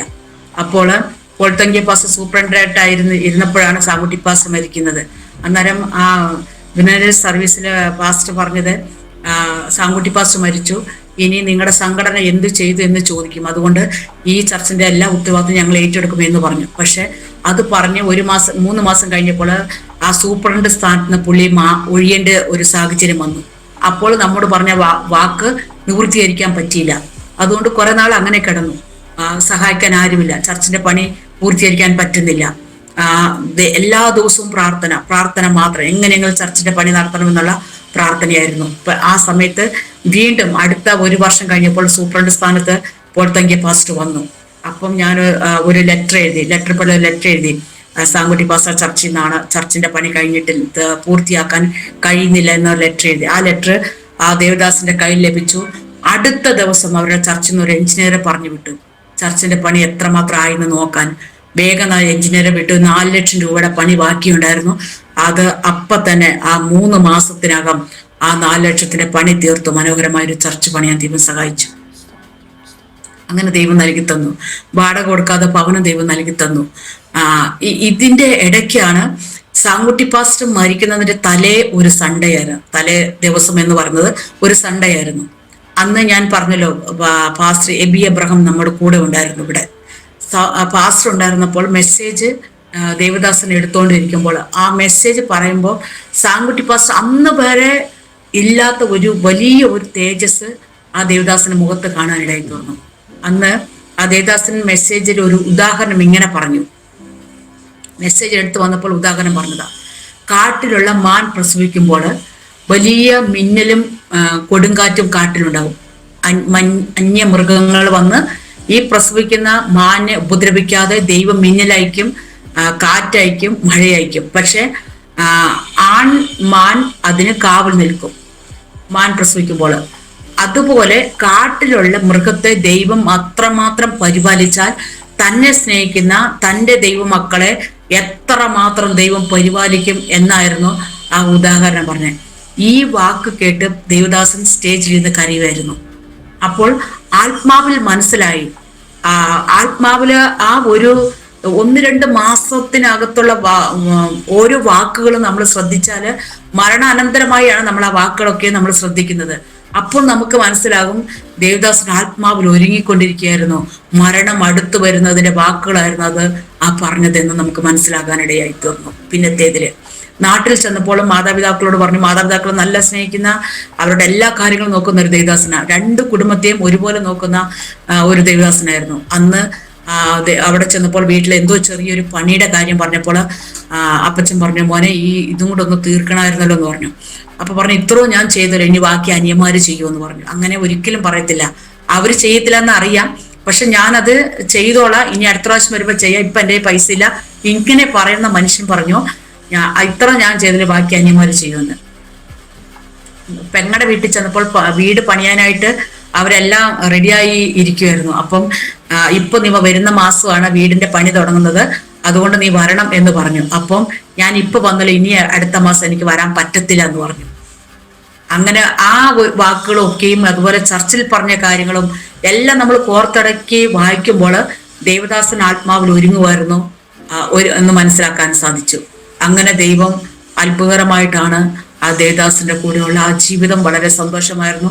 അത് കഴിഞ്ഞ് ഇപ്പോൾ രണ്ടാം വിവാഹം കഴിച്ചപ്പോൾ ദേവദാസനുമായിട്ട് വളരെ സന്തോഷമായിട്ട് ദൈവ വേലയിൽ മുന്നേറുവാൻ ദൈവം സഹായിച്ചുകൊണ്ടിരിക്കുന്നു. ആരോഗ്യം, ബലവും ശക്തിയും ഇതുവരെയും ദൈവം തന്നു. എല്ലാ പ്രതികൂലങ്ങളെയും കൂട്ടി ഇണക്കിയാൽ ഒരു കൊട്ടയ്ക്കകത്ത് വാരിയിട്ട് നിറച്ച് അത്രയും പ്രതികൂലമായിരുന്നാലും ആ പ്രതികൂലത്തിന്റെ മുകളിൽ നിന്ന് ജയം നൽകി തരുവാൻ, ആ പ്രതികൂലമൊക്കെയും കാലിന്റെ അടിയിലാക്കി ജയം നൽകി തന്ന ഒരു ദൈവമാണ്. ആ ദൈവത്തിന് സ്തോത്രം, ഹല്ലേലൂയ. ആ ദൈവത്തെ മറക്കാൻ കഴിയത്തില്ല. ആ ദൈവത്തെ എത്രമാത്രം സ്തുതിച്ചാലും മതിയാകത്തില്ല. ദൈവവേലയെ വിളിച്ച് വേർതിരിച്ചതും കർത്താവിന്റെ വേല അതിശയമായി ചെയ്ത് ഇതുവരെ നടത്തിയതും കർത്താവിന്റെ ശക്തിയും കൃപയും ബലവും ഒന്നു മാത്രമാണ്. അവൻ ശക്തനാണ്. ഹല്ലേലൂയ. ഇതാണ് എന്റെ സാക്ഷ്യം. ഈ സാക്ഷ്യം കേൾക്കുന്ന അനേകർ ഹൃദയത്തിൽ ധൈര്യം പകരട്ടെ എന്ന് പറഞ്ഞുകൊണ്ട് സാക്ഷ്യത്തിൽ കർത്താവിന്റെ ദാസി പ്രതികൂലങ്ങളുടെ നടുവിലൂടെ അതിനെ ജയിച്ച് തരണം ചെയ്യും മുന്നോട്ട് പോകാനുള്ള ദൈവകൃപ കർത്താവിന്റെ ദാസിക്ക് ദൈവം തന്നു. കുടുംബമായി ഇത്രത്തോളം കൊണ്ടുവന്നു. നമ്മുടെ കർത്താവ് വിളിച്ച ദൈവം വിശ്വസ്തനാണ്. അവൻ ഒരിക്കലും വഴിയിലിട്ടിട്ട് പോകുന്ന ദൈവമല്ല. ആ കർത്താവിന്റെ സ്നേഹത്തെ ഒരു പ്രാവശ്യം കൂടെ കേൾക്കുവാനും ഇടയാക്കിയതിനെ ഓർത്ത് ദൈവത്തെ സ്തുതിക്കുന്നു. കർത്താവിന്റെ ദാസി ദൈവസന്നിധിയിൽ പ്രാർത്ഥിച്ചാട്ടെ. ഹല്ലേലൂയ, സ്തോത്രം. ഹല്ലേലൂയ. കർത്താവേ സ്തോത്രം, സ്തോത്രം, സ്തോത്രം. അപ്പച്ച ദൈവസന്നിധിയിൽ കർത്താവെ ഈ ഉച്ച സമയത്തപ്പ ഒരു പ്രാവശ്യം ദൈവത്തേക്ക് നോക്കുന്നു. ജോയ്സ് കർത്താവെ അനുഭവസാക്ഷ്യം പറയുവാൻ ദൈവം സഹായിച്ചല്ലോ. ദൈവം നടത്തിയ വഴികളെ ഓർത്ത്, ദൈവം ചെയ്ത ഉപകാരങ്ങളെ ഓർത്ത് ദൈവത്തെ സ്തുതിക്കുന്നു. കർത്താവെ ഇതിനവസരം ഒരുക്കി തന്ന കർത്താവിന്റെ ദാസിയെ ദൈവം അനുഗ്രഹിക്കുമാറാകണമേ. ജോയ്സ് ജീവിയെ ദൈവം അനുഗ്രഹിക്കണം. എന്റെ പ്രവർത്തനങ്ങളെ ദൈവം അനുഗ്രഹിക്കണമെന്ന് ദൈവത്തോട് പ്രാർത്ഥിക്കുന്ന അപ്പച്ച സ്തോത്രം. ഇതുവരെ നടത്തിയ ദൈവം ഇനി നടത്തുവാൻ സർവശക്തനാകയാൽ സ്തോത്രം ചെയ്യുന്നു. കർത്താവ് ചെയ്ത ഉപകാരങ്ങൾക്കായി നന്ദി പറയുന്ന അപ്പച്ച. Hallelujah, hallelujah.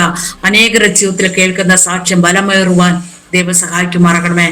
കഷ്ടതയിലും കണ്ണുനീരിന്റെ അവസ്ഥയിലും കടന്നു പോകുന്ന ദൈവമക്കളെ ദൈവം ബലപ്പെടുത്തുമാറാകണമെന്ന് ദൈവത്തോട് പ്രാർത്ഥിക്കുന്നു. കർത്താവെ അനുഗ്രഹിക്കുന്ന ദൈവം അങ്ങാണ്, ബലപ്പെടുത്തുന്ന ദൈവം അങ്ങാണ്. കരം പിടിച്ച് നടത്തുന്ന ദൈവമാണ്.